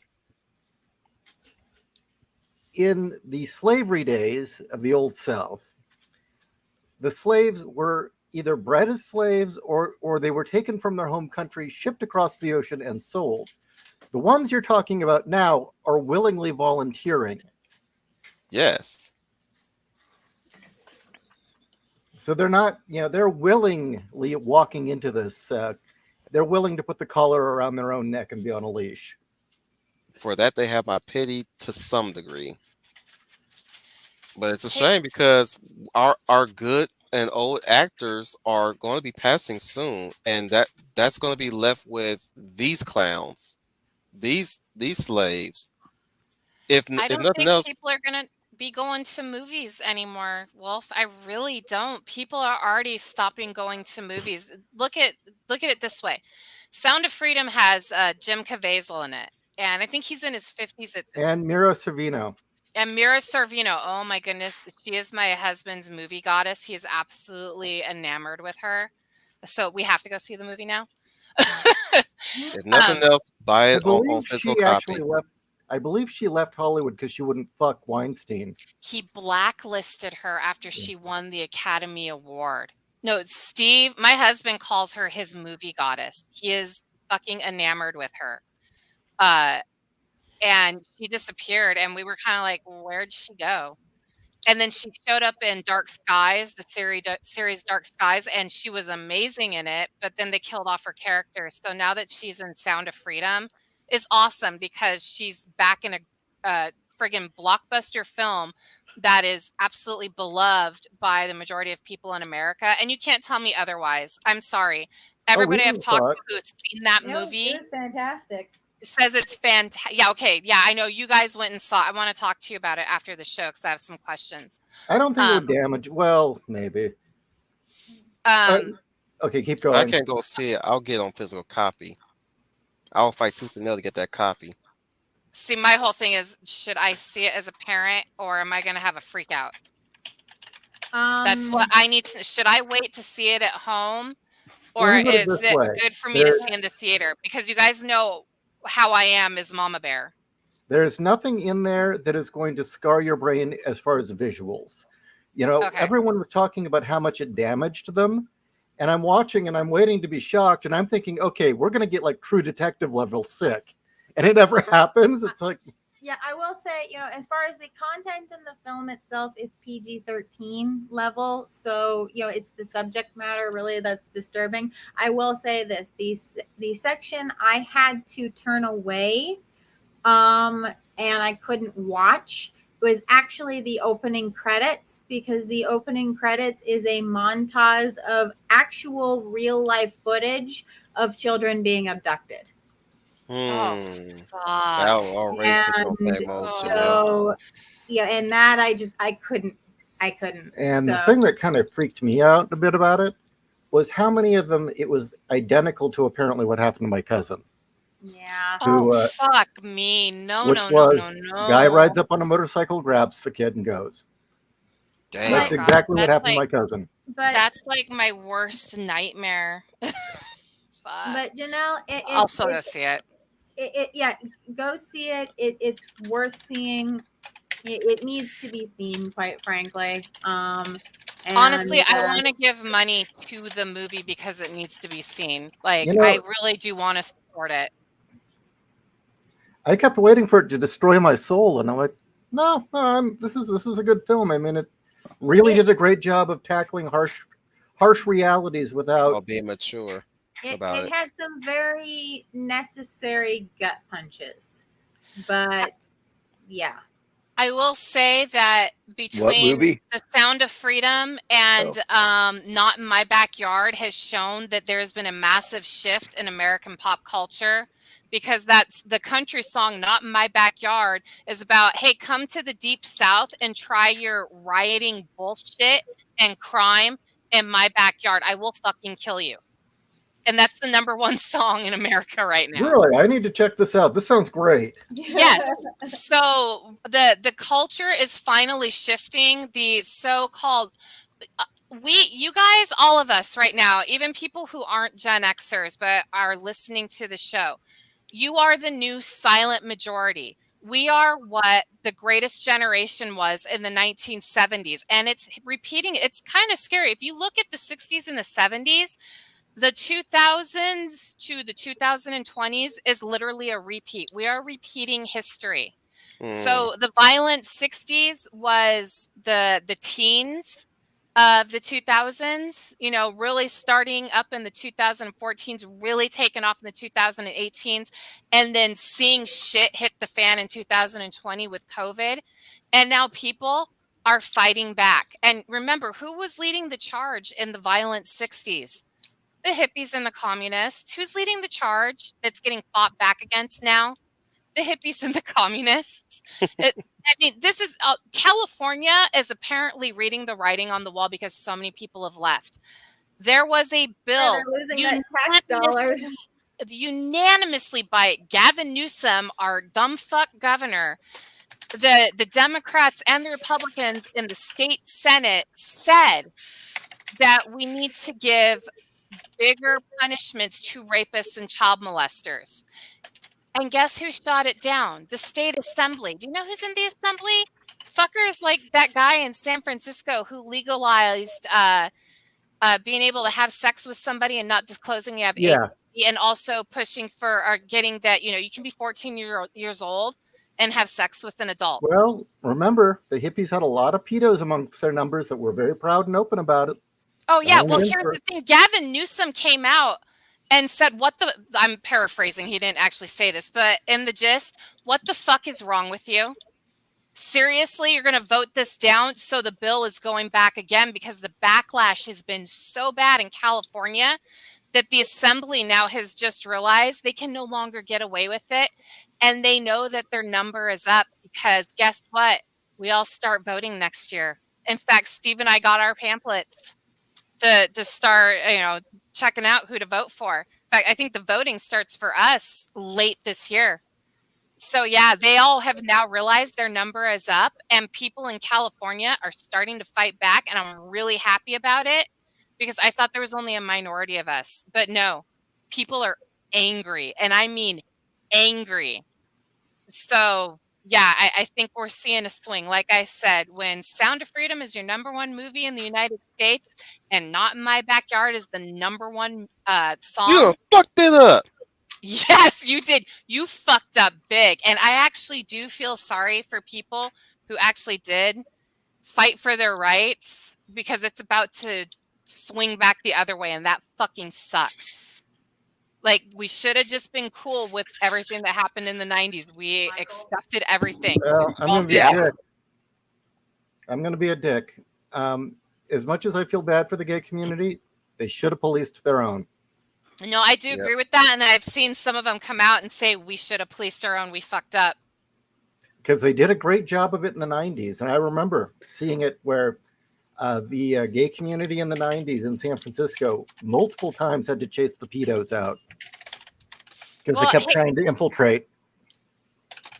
it's not just the gay community. The white community has done it to themselves too. We should have policed better. I'm sorry. I'm going to say it as a white person. We should have policed the No, don't white apologize. liberal housewives that were wealthy and had nothing else better to do. No, we just should have taken away the right to vote.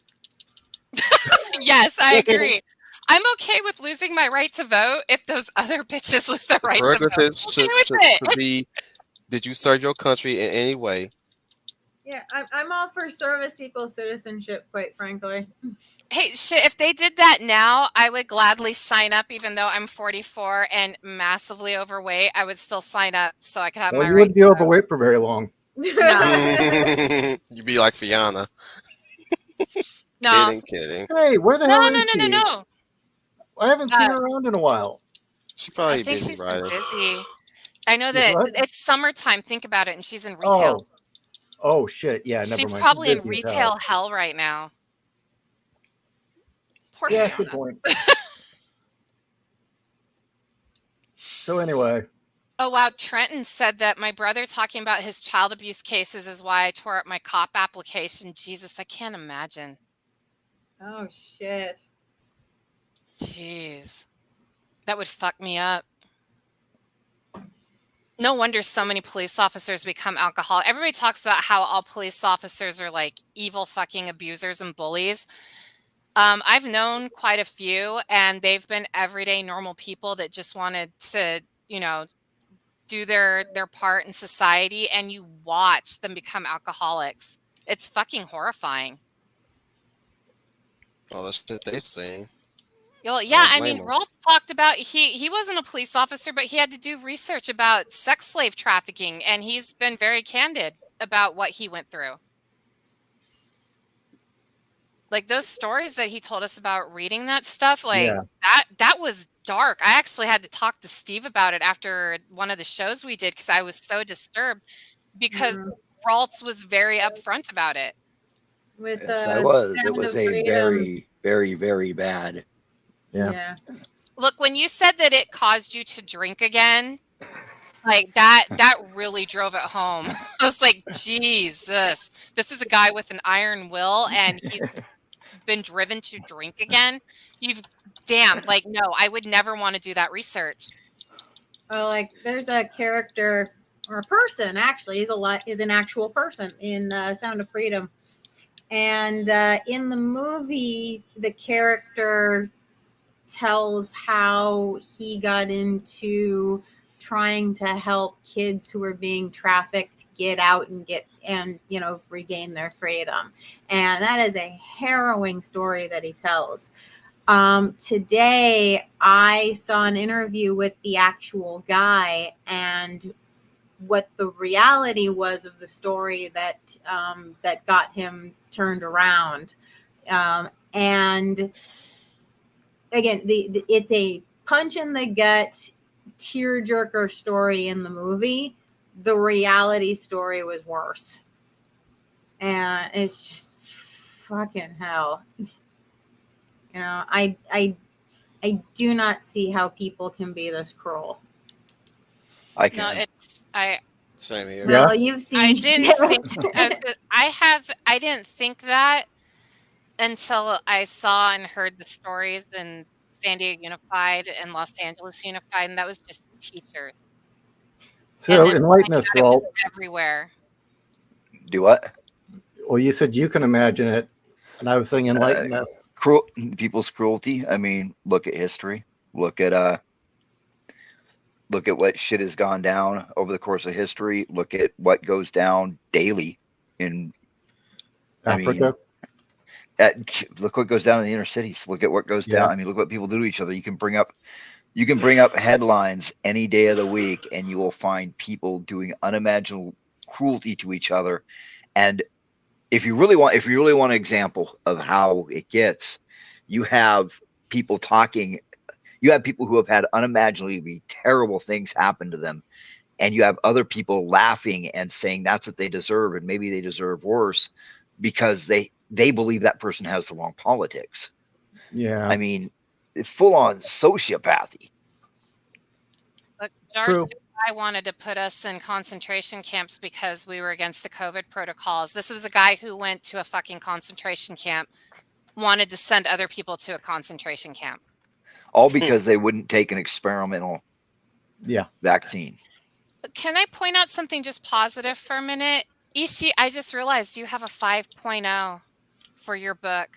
Congratulations. Well, thank That's you. amazing. In all honesty, it's only 5 reviews, though. But considering how long it's been up, I mean, that's really good.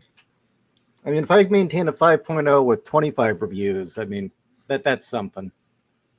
Yeah, But, I think you will.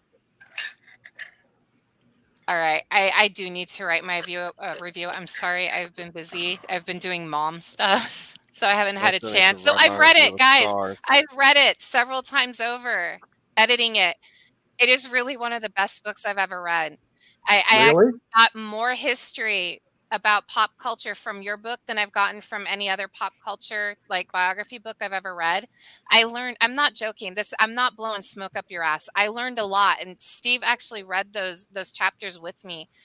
And we were both like, holy shit, we didn't know this happened. And then we would go look it up in like deep dark corners, and we're like, oh my God, this is for real. Not saying that you weren't saying it was for real, just like, wow. And just, we were thinking about what we grew up with. And these beautiful women with big tits. And it wasn't just about the boobs, too. They actually had a personality. There was a storyline. It was fucking great. And we don't have any of that anymore. And I honestly, you're going to laugh. My son doesn't like any movies that are out right now. I don't blame He him. likes movies from the past. Like I said, his favorite movie right now is Terminator 2 because he wants to be John Connor when he grows up. He wants there to be a nuclear war so he can lead the rebellion I want to be John Connor. Look, I wanted to be John Connor. I think anybody who was a kid when that movie came out, a kid or a teenager, wanted to be John Connor. Okay, I got another thing to bake y'all noodles real fast. Y'all want to hear this? Oh, wow. Only one of them's me. Growing up, I never wanted to be black. Or let me rephrase that. I never wanted to be any black character I saw on TV. I wanted to be Superman. I wanted to be John Connor or Connor McLeod, or even say Peter Pan for a time before I decided, like, yeah, that's a man child. I don't want to be like him. But the bottom line is, if you guys ask me, why do I not want to be like, say, Jon Stewart from Justice League, or say, what's his face from Deep Space Nine, or Worf? Yeah, I want to be Worf, but that's not the point. The point is, why do I need to be those characters when my people have done a lot of accomplishments? Those are my representation. Malcolm X, Dr. King, Booker T. Washington. My people did so much stuff. I don't need no black person to represent me on a screen when my people have done it so many times through their representations. So I always get tired of hearing black people talk about, we need representation. Bitch, you got freaking BET. Shut the fuck up. I thought you were going to say you didn't want to be Jon Stewart because he's so boring.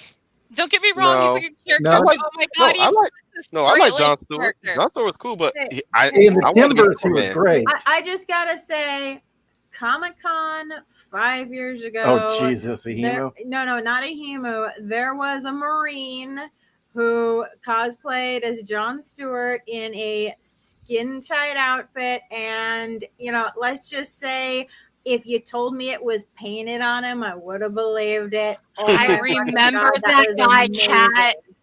I remember there were women flocking to that man. Oh my God, just the ass definition alone, and I'm not an ass woman. I mean, just Steve and I couldn't stop staring. We're like, wow. okay. Sorry, I just had to fawn over that guy because he was like, "Yes, you are Jon Stewart, 100%." You know that is fine. Janelle, Yeah. since you were so excited about it as well, I thought I'd show you the print edition's all like I 2/3 like done. that. So I thought I'd show you a little bit of it. I'm so excited. I know that I have a bunch. I have the stack of the editorial pages you've given to me to read, but that's not going to be the same as actually having the book itself in my hands. I'm very excited. Oh my gosh. I love John Byrne You She-Hulk. don't get this in just pure text. That really makes the point, doesn't it? Yes. Yes. And by the way, I just have to comment on that wonderful She-Hulk cover where she says, if you don't read my book, I'm going to rip up all your X-Men. That's a big threat back in the 80s. Or again, I mentioned Ruby Rose in the introduction, but the visual makes it so much better. You know, Ruby Rose is kind of a sad case, and I'll tell you why. They really were like, oh yeah, we like your androgyny. We like the fact you want to be more of a boy than a girl, and really pushed that for Kate Kane. Did you guys ever see John Wick 2? Yeah. I Yeah. actually liked her, and I know she didn't have a speaking role, but she was able to convey through emotion and her facial features. And Batwoman killed her career. I'm gonna say that the John Wick series was a breath of fresh air because they spent more time showing you beautiful cinematography and showing you that, hey, this guy is completely badass to superhuman levels than they did lecturing me. I By mean, the way, I this- love the loop and the third stuff you've gotten there too. But yes, Well- Ralts, I agree. It was really nice to see a good old-fashioned mafia action movie. I also like the fact that she wasn't afraid to cop a feel of them That's and, right. and feel proud of it. I was like, man, I don't feel violated right now. Usually when a feminist does that shit, I feel violated. But this bitch, hey, grab a handful. grab a handful, honey. And honestly, I think Ruby Rose started out as a model. She's gorgeous. You know, she's not What? stacked, but she's got that nice lithe body. No, you know, I But will they say really- she's too weird for me, for my taste. she is weird. Don't get me wrong. But they really decided to emphasize the fact that she was flat chested to play Kate Kane. And that really bothered me because I actually read Greg Lesbians want big Rucka's tits too. Batwoman, and Batwoman actually had a chest in the beginning of the book. So because you were so interested in Sukaban, Yes. Okay. You need to send me a list. You and Kat need to send me a Well, list it's of on the screen. Sukaban. Oh, it's all in here? I've got 2 on screen right now. Okay. Batgirl. Because wasn't what's her name from Kill Bill? Go. Wasn't she based on one of the Sukaban characters? Gogo Yabari. Yeah. So what were you going to say, Ralts? I just said that Batwoman Batgirl TV show. Oh god, I hated it. I tried watching a few episodes and was like, my soul is cringing out of my body. The suit is perfect. It will be when it's made for a woman. Oh, shut the fuck up! A cringe line. Oh my god. Yeah, the fact that they made Batman a myth. And then I objected in one of my stories. I objected so badly to the black Batgirl because I've got a problem with Hollywood. I have a huge problem with Hollywood. Instead of having the black Batgirl be like, I don't know, anything, they had her be a former felon, drug mule, thief who steals the outfit, and then they say her wild and untrained combat form is while she's so effective of a martial artist. It's like, that's not how combat works. But they made her into a thief, and worse, they made her into a whining thief. And it's like, You for notice- fuck's sake, can we have some Can we have respectable black characters again? Okay, Please. I'm tired of black people acting badly. Have some respectable black characters that people can look up to and admire. I'm white, but I can sure as fuck identify. I can sure as fuck admire some of the black characters of the 70s and 80s. Can you go back to Hudson Lake for sure. Callisto? No. The only reason I want to say this, because of her performance as Callisto, I bought the video game Primal. She was Yes. the voice of the main character in the game was Primal, which was great in actually a that. really fucking good game. Holy shit. Oh my gosh, I can't. Andrus, the guy on Babylon 5 who originally started out as a bad guy, he was a reptilian leader. Yeah. Andrus, I can't remember his full name. Him and Hudson Lake were in the game Primal. That is one of the hardest games I've played. It is also one of the most fun games I've played, but a lot of people didn't get into it. I enjoyed it. I wanted to play I it. loved Primal. I was so pissed there was no sequel. And oh god, who did the soundtrack? 16 volt. Yeah, 16 Volt did the soundtrack. Yeah, like I seriously took advantage of the glitches in that game because it was so fucking hard, and I would pass through walls to bypass stuff. It's like nope. Hey, I'm just gonna 16 go volt over doesn't- here. 16 volt doesn't just make the soundtrack. They are actually in the game at the beginning. Yeah, they are. Performing. That's the band that they're singing at the beginning, right before her and her boyfriend get separated for the forces of light and darkness. Yeah. Wait, doesn't her boyfriend play for them? Or I he's the don't know. manager or something? Her boyfriend, they both have the tattoos. Oh my God. That guys in the chat, if you've not played the game Primal, find You it need and to. play it. It is It's like amazing. $5 on PlayStation right now. To download. So like highly recommend.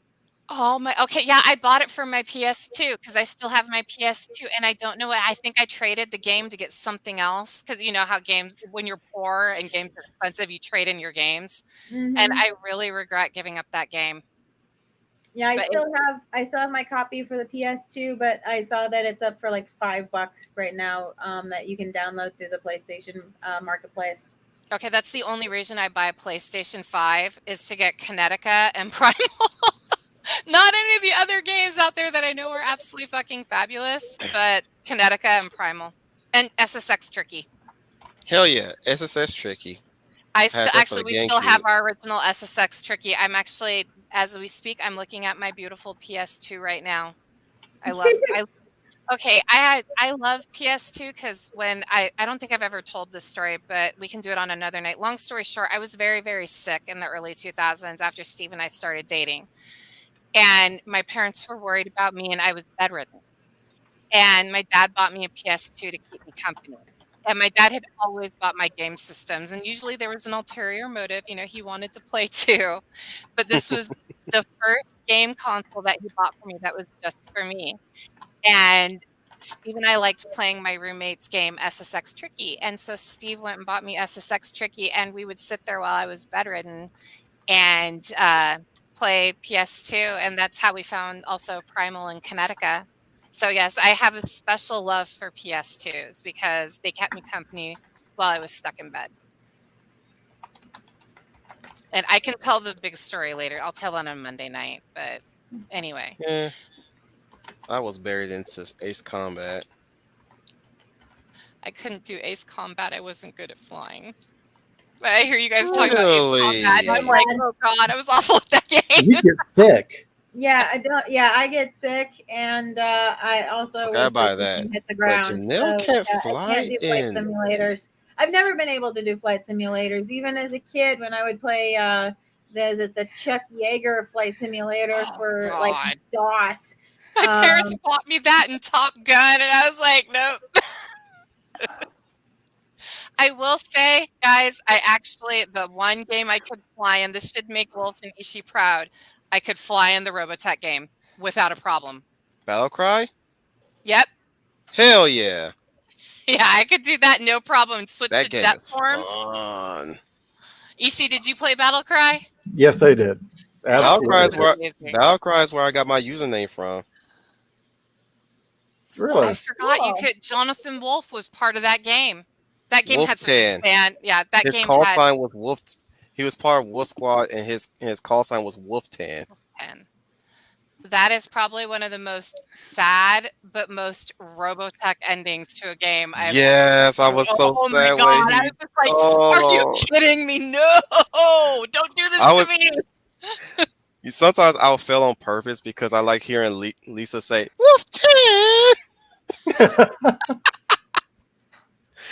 It's like freaking the one mission where I gotta protect Minmay's little special concert, and it blows up. And it's like, Minmay could be dead in that building, yet Lisa just whines at me. I was like, well, I tried to protect the bitch. Who wants to protect Minmay? I'm sorry, I can't. Yeah, is it wrong that I want Minmay dead? I mean, I was doing my best because I'm not the It's biggest beautiful. Minmay fan, but I know how much she meant to Rick. At least I wasn't playing as Rick. Dude, she was such a dick tease to Rick, and Rick took it out on Lisa. Lisa should have told him to fuck right off. Oh, I we am gotta sorry. talk. Rick You and treated I, we Lisa gotta like talk. If it was shit. an American production, she would have, but with Japanese culture, that's not how they do things. So if you look at it from the point of view of We don't do how that here. Japanese culture, she actually handled it, properly. But yeah, no American woman would have given him the time of day if he was being that much of an idiot. Oh my god, that scene in Robotech where he gets turned down by Minmay, so he decides to take it out on Lisa by hitting on Sammy in front of Lisa. I wanted to reach through the screen and beat the shit out of Rick Hunter. It's like, you motherfucker! I know why he did. He ain't got no fucker behind him anymore. No, and like Sammy calls him out too, like, fuck off. You are such an asshole. Oh my god. Okay, yes, I love Rick Hunter, but I also hate him because I did not like the way he treated Lisa. She's such a waif. I love her. I would have All I body pillow knew, Lisa if all I I could. knew about Robotech is I played the Robotech RPG. That's Which good was shit. good. Yeah, actually, my husband is such a Robotech nerd. I have to take a picture for you guys. Or no, I showed you the picture. He has every single Palladium book for Robotech for the game. Nice. Every single one. You know the mech that its front opens up and it's full of missile tubes? Yeah. Yeah. My friend, he had a giant silicone waddle and crest like a fucking rooster and called it the missile chicken. He even drew that shit. That shit was great. I actually drew a Skull One for Steve because his favorite character is Roy Fokker. And for our anniversary one year, I drew it for him, and it's still hanging up in his office at work. And his coworkers are like, "Oh, did you draw that?" He's like, "No, my wife did." I'm like, "Yeah, he brags." Yeah. Going back to Okay, what this you is said how about bad Star Wars. This is how bad Star Wars has gotten. It's more fun to talk about other shit. They were Yeah. talking about a show that we all saw in the early 80s. Remember when you could talk about Star Wars for hours and hours and hours? They ruined it that bad. I was thinking, actually, that was one of the things I was thinking about this morning, that I used to absolutely adore and worship Star Wars and just be excited about everything. And now I could give zero fucks. I've completely moved on. It's been so destroyed. You don't even hear who could win in a fight anymore. Oh, yeah. I can remember arguments between people about after when Lucas came out with the revamp and Han shot first, the dissertations on why it should have been Han shooting first versus Greedo shooting first. I mean, coffee shop nights. Han shot first. Yeah, Han always shot always shot first. But there were first. people that actually felt that it should have been Greedo. Yes, I disagreed with them vehemently. But we would sit at our local coffee shop smoking cigarettes and drinking cheap burnt coffee, arguing about this shit Well, for hours. the thing is, though, too, is back when we watched that, it was fairly understood that if you're confronting somebody like Greedo did, you never let the guy put his hands under the table. That was Greedo's mistake. Is he paid attention to the hand Han was waving around and tapping on the wall, and let Han get his fucking hand under the table, which was the dumbest move he could have done because he knew Greedo was coming to kill him. Damn right. Well, I mean, that was straight taken from a Lee Brackett story, wasn't that? Yeah. Yeah. That was a common Western thing. Never let them get their hand under the table. And when he does it where Greedo shoots first, it's fucking stupid. Mm-hmm. Well, I thought it was Because interesting when I was a kid. I didn't understand why he was waving his hands and picking at the wall. When I was it was older, I got it. It was so Greedo would pay attention to his hand. Yeah. I mean, Mike Hammer does the same trick several times. Like the mob's taking him out to execute him, so he asks if he can have a cigarette, and he'll get the driver used to him leaning over to fucking tap the cigarette. He'll get the driver and the guy with the gun against him used to him moving, so that when he fucking goes from I'm having a cigarette to now I'm strangling you in the back seat with my bare hands. It takes him a second to realize they're in trouble. And Greedo following for playing with the wall and him looking at the wall, he let Han get his fucking hand under the table. And so Luke is doing the Greedo shot first because I don't want Han to look bad. Han looked like he was in control of the situation the entire time. Greedo reached for his gun, Han shot him. It was basic, and now I had Greedo shoot first so that it doesn't make Han Solo look bad. No, now Han looks like a retard because he let Greedo pull a gun on him. Yeah. One of the reasons people liked Han Solo was that the original scene. So many people I knew thought he was such a badass. He established himself right then and there that he was morally gray. You're like, am I supposed to like this guy? But he's so freaking charismatic, and he's got a kick-ass ship, and his best friend is pretty awesome too. Han Solo is still my favorite character, and I know he's a lot of people's favorite characters. That's such a cliche. But that's like Empire Strikes Back. Oh, Empire Strikes Back. He thinks he's going to dinner with his best friend, the hot, sexy princess, and his old friend. The door opens and Vader is there. Does he look at his friend? No. Does he look at Chewie? No. Does he look at the princess? No. He pulls his gun and starts shooting while walking forward. Yeah. And Vader had the ultimate power move with just holding his hand out and blocking the shots. And Han didn't shoot once. He shot like 3-4 times. Mm-hmm. He wasn't fucking around. But the new sequel does not have any moments like that. No. They always look at each other and give each other these little grins and shit. And it's like, oh, while you're looking at him grinning, dude just killed you because you're a dumbass. Mm-hmm. Honestly, I think The Empire Strikes Back is successful, not for the fact that the Empire won. That was like a great ending. Nobody was expecting that. In my opinion, I think Empire Strikes Back is Han Solo's movie. There is so much that is so important to us. Yeah, Luke's getting his training and blah, blah, blah, blah, blah. But because Harrison Ford's such a damn good actor, and I do agree with that documentary. I think Lee Brackett originally wrote Empire Strikes Back, and I think she knew what was up. And that movie was supposed to be Han Solo's movie because even though Luke was popular with the kids, Han Solo was popular with the adults who were paying for the movie. Well, the other thing was a lot of people missed is look at the beginning and the end of Empire Strikes Back. At the beginning, Luke can barely pull the lightsaber into his hand, right? Right. Now, remember the showdown between him and Vader on Bespin. It's a trap. He has walked into a trap. He's got everything against him. He's facing a master of the Force. And he puts up a hell of a fight. I mean, he knows when to shut up. He knows when to keep his cool. He kept using the terrain to his advantage. He actually shows how much he grew in the Force from his training. And you don't get that with the sequel trilogy. Yes, it's a subtle escalation of power, but he's able to jump out. He's able to jump out of the pit and not get frozen. Hell, he even got the first swing on Vader a couple times when he stepped out from behind something. Remember him and Vader circling each other in that room? I mean, he put up a good fight, but all anybody remembers is the last 5 minutes of the fight, where Vader has him on the ropes, and Vader gets him out onto the catwalk and just destroys him. And that's all I remember. So I don't remember the really good fight that Luke put up. I mean, Luke was holding his own against Vader, and it was impressive. And sure, Vader beat him. But for a minute, you wondered if he'd win. And they don't have that in the sequel.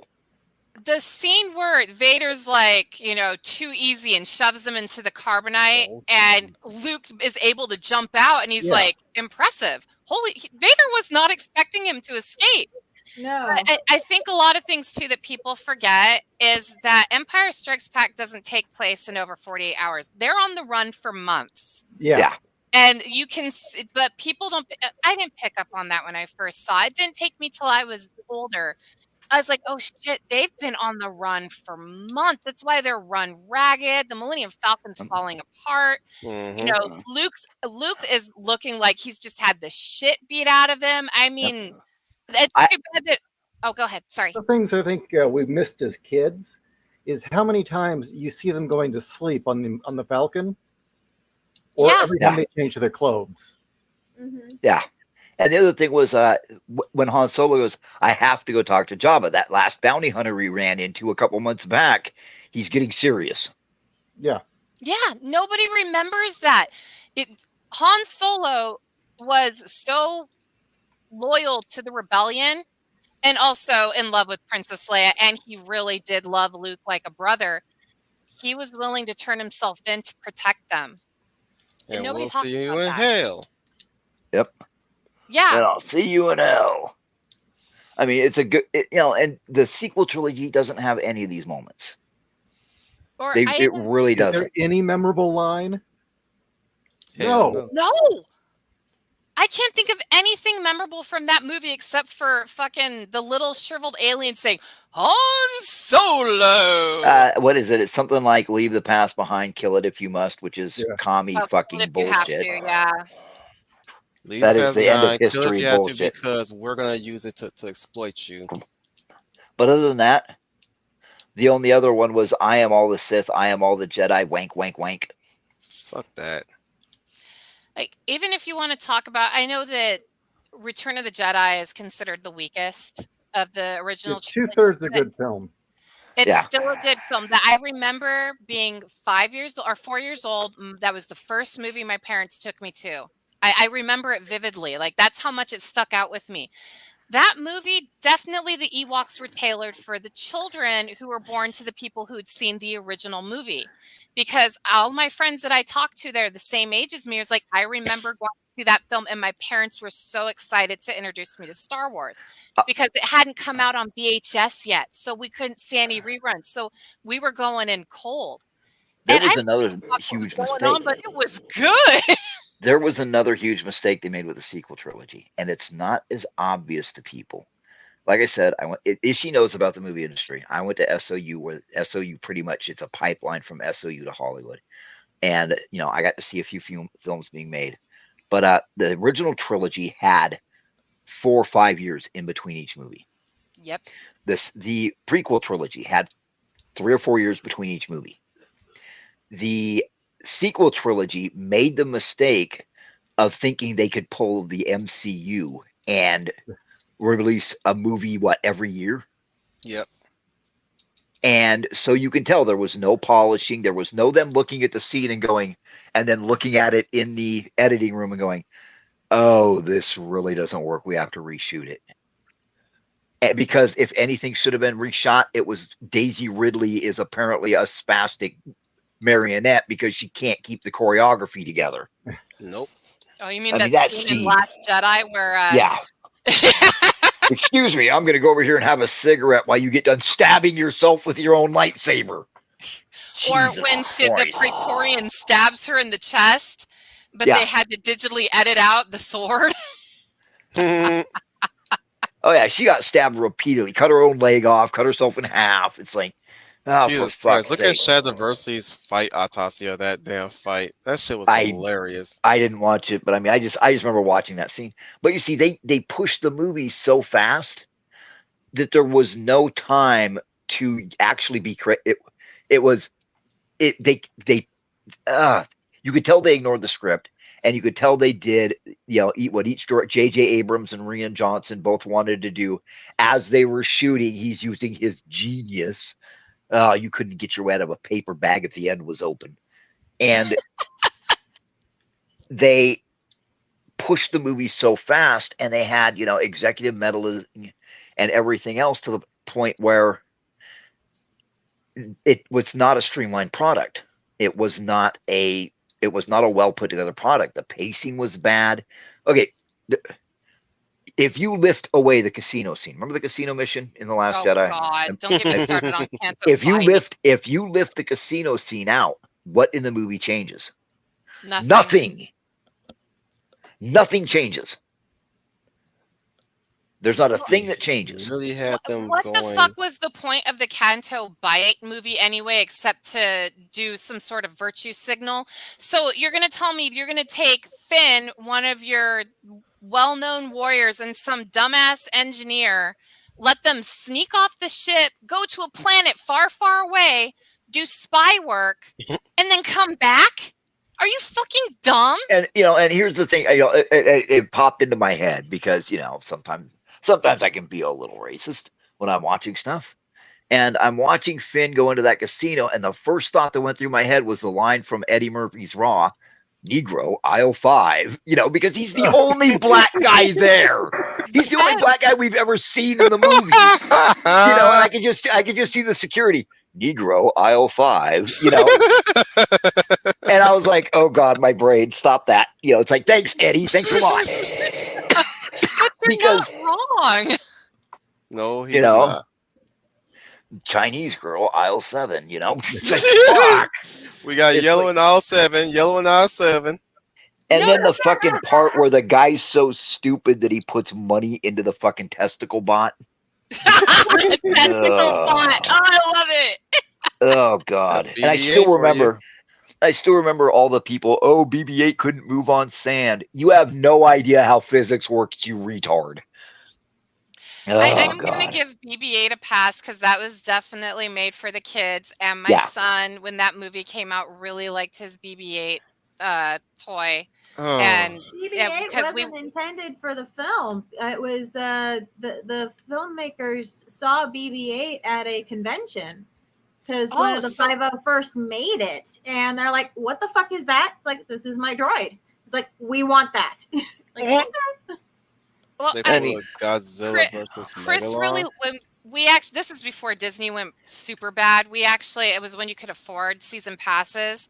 And we were like, fuck it, one year. We were like, hey, let's just get season passes with our tax returns. Let's see what it's like, how the other half lives.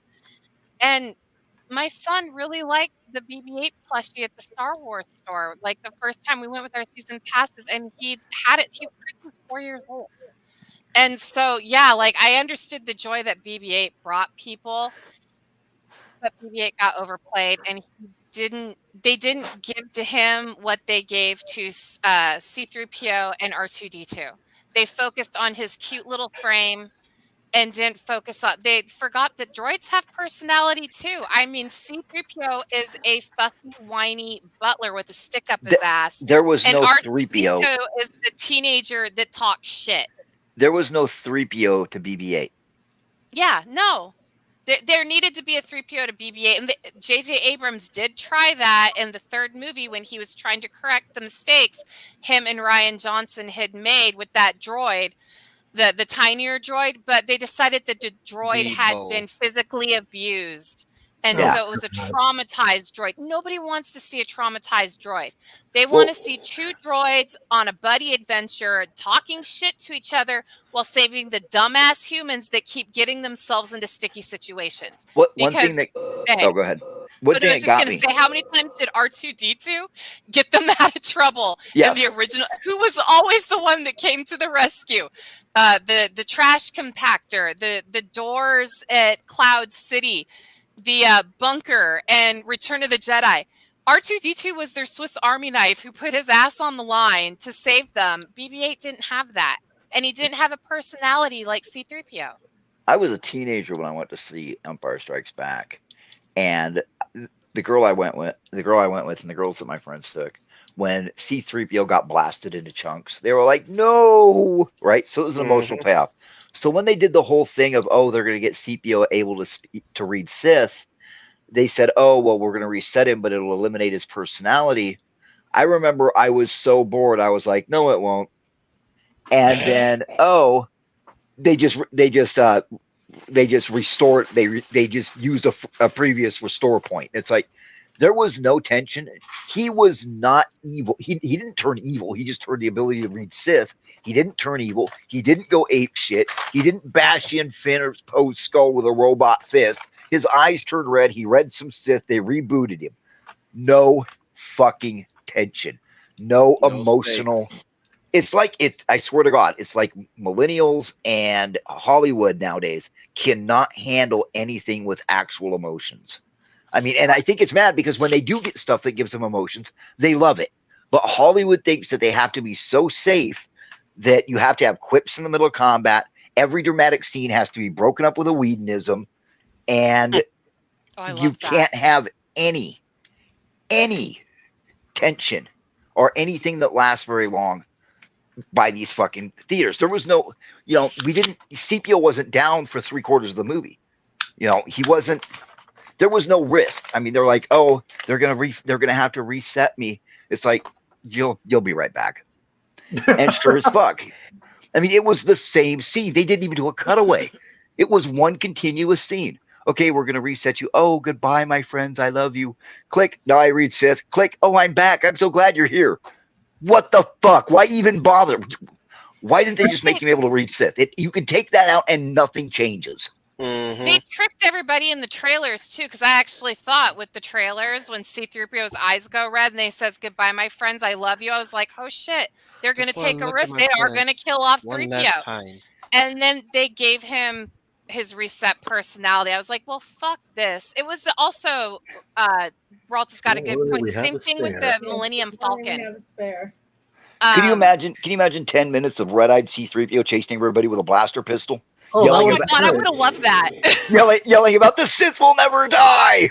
And then suddenly he just gets reset, or like BB-8 rubs his testicles against C-3PO's legs and distracts him. He could be HK-47 in that moment. Somebody leans around the corner and throws a dildo at him to reset him. I don't know. But and he starts just shooting all the fucking resistance commanders with, that would have made for interesting. But no, they can't do interesting. I'm just picturing 3PO running around like a fucking T-80. Yeah. Oh my god, that would have been great. Well, I was thinking also about, they also made me think the Millennium Falcon was finally going to be destroyed, especially in the beginning of the film when they kept doing the, another that had been obviously, they said, no, you can't do it, was the skipping through hyperspace. 11 o'clock. Oh, okay. Oh, shit. I'm sorry. Getting close to my sleep schedule. Not as ranting.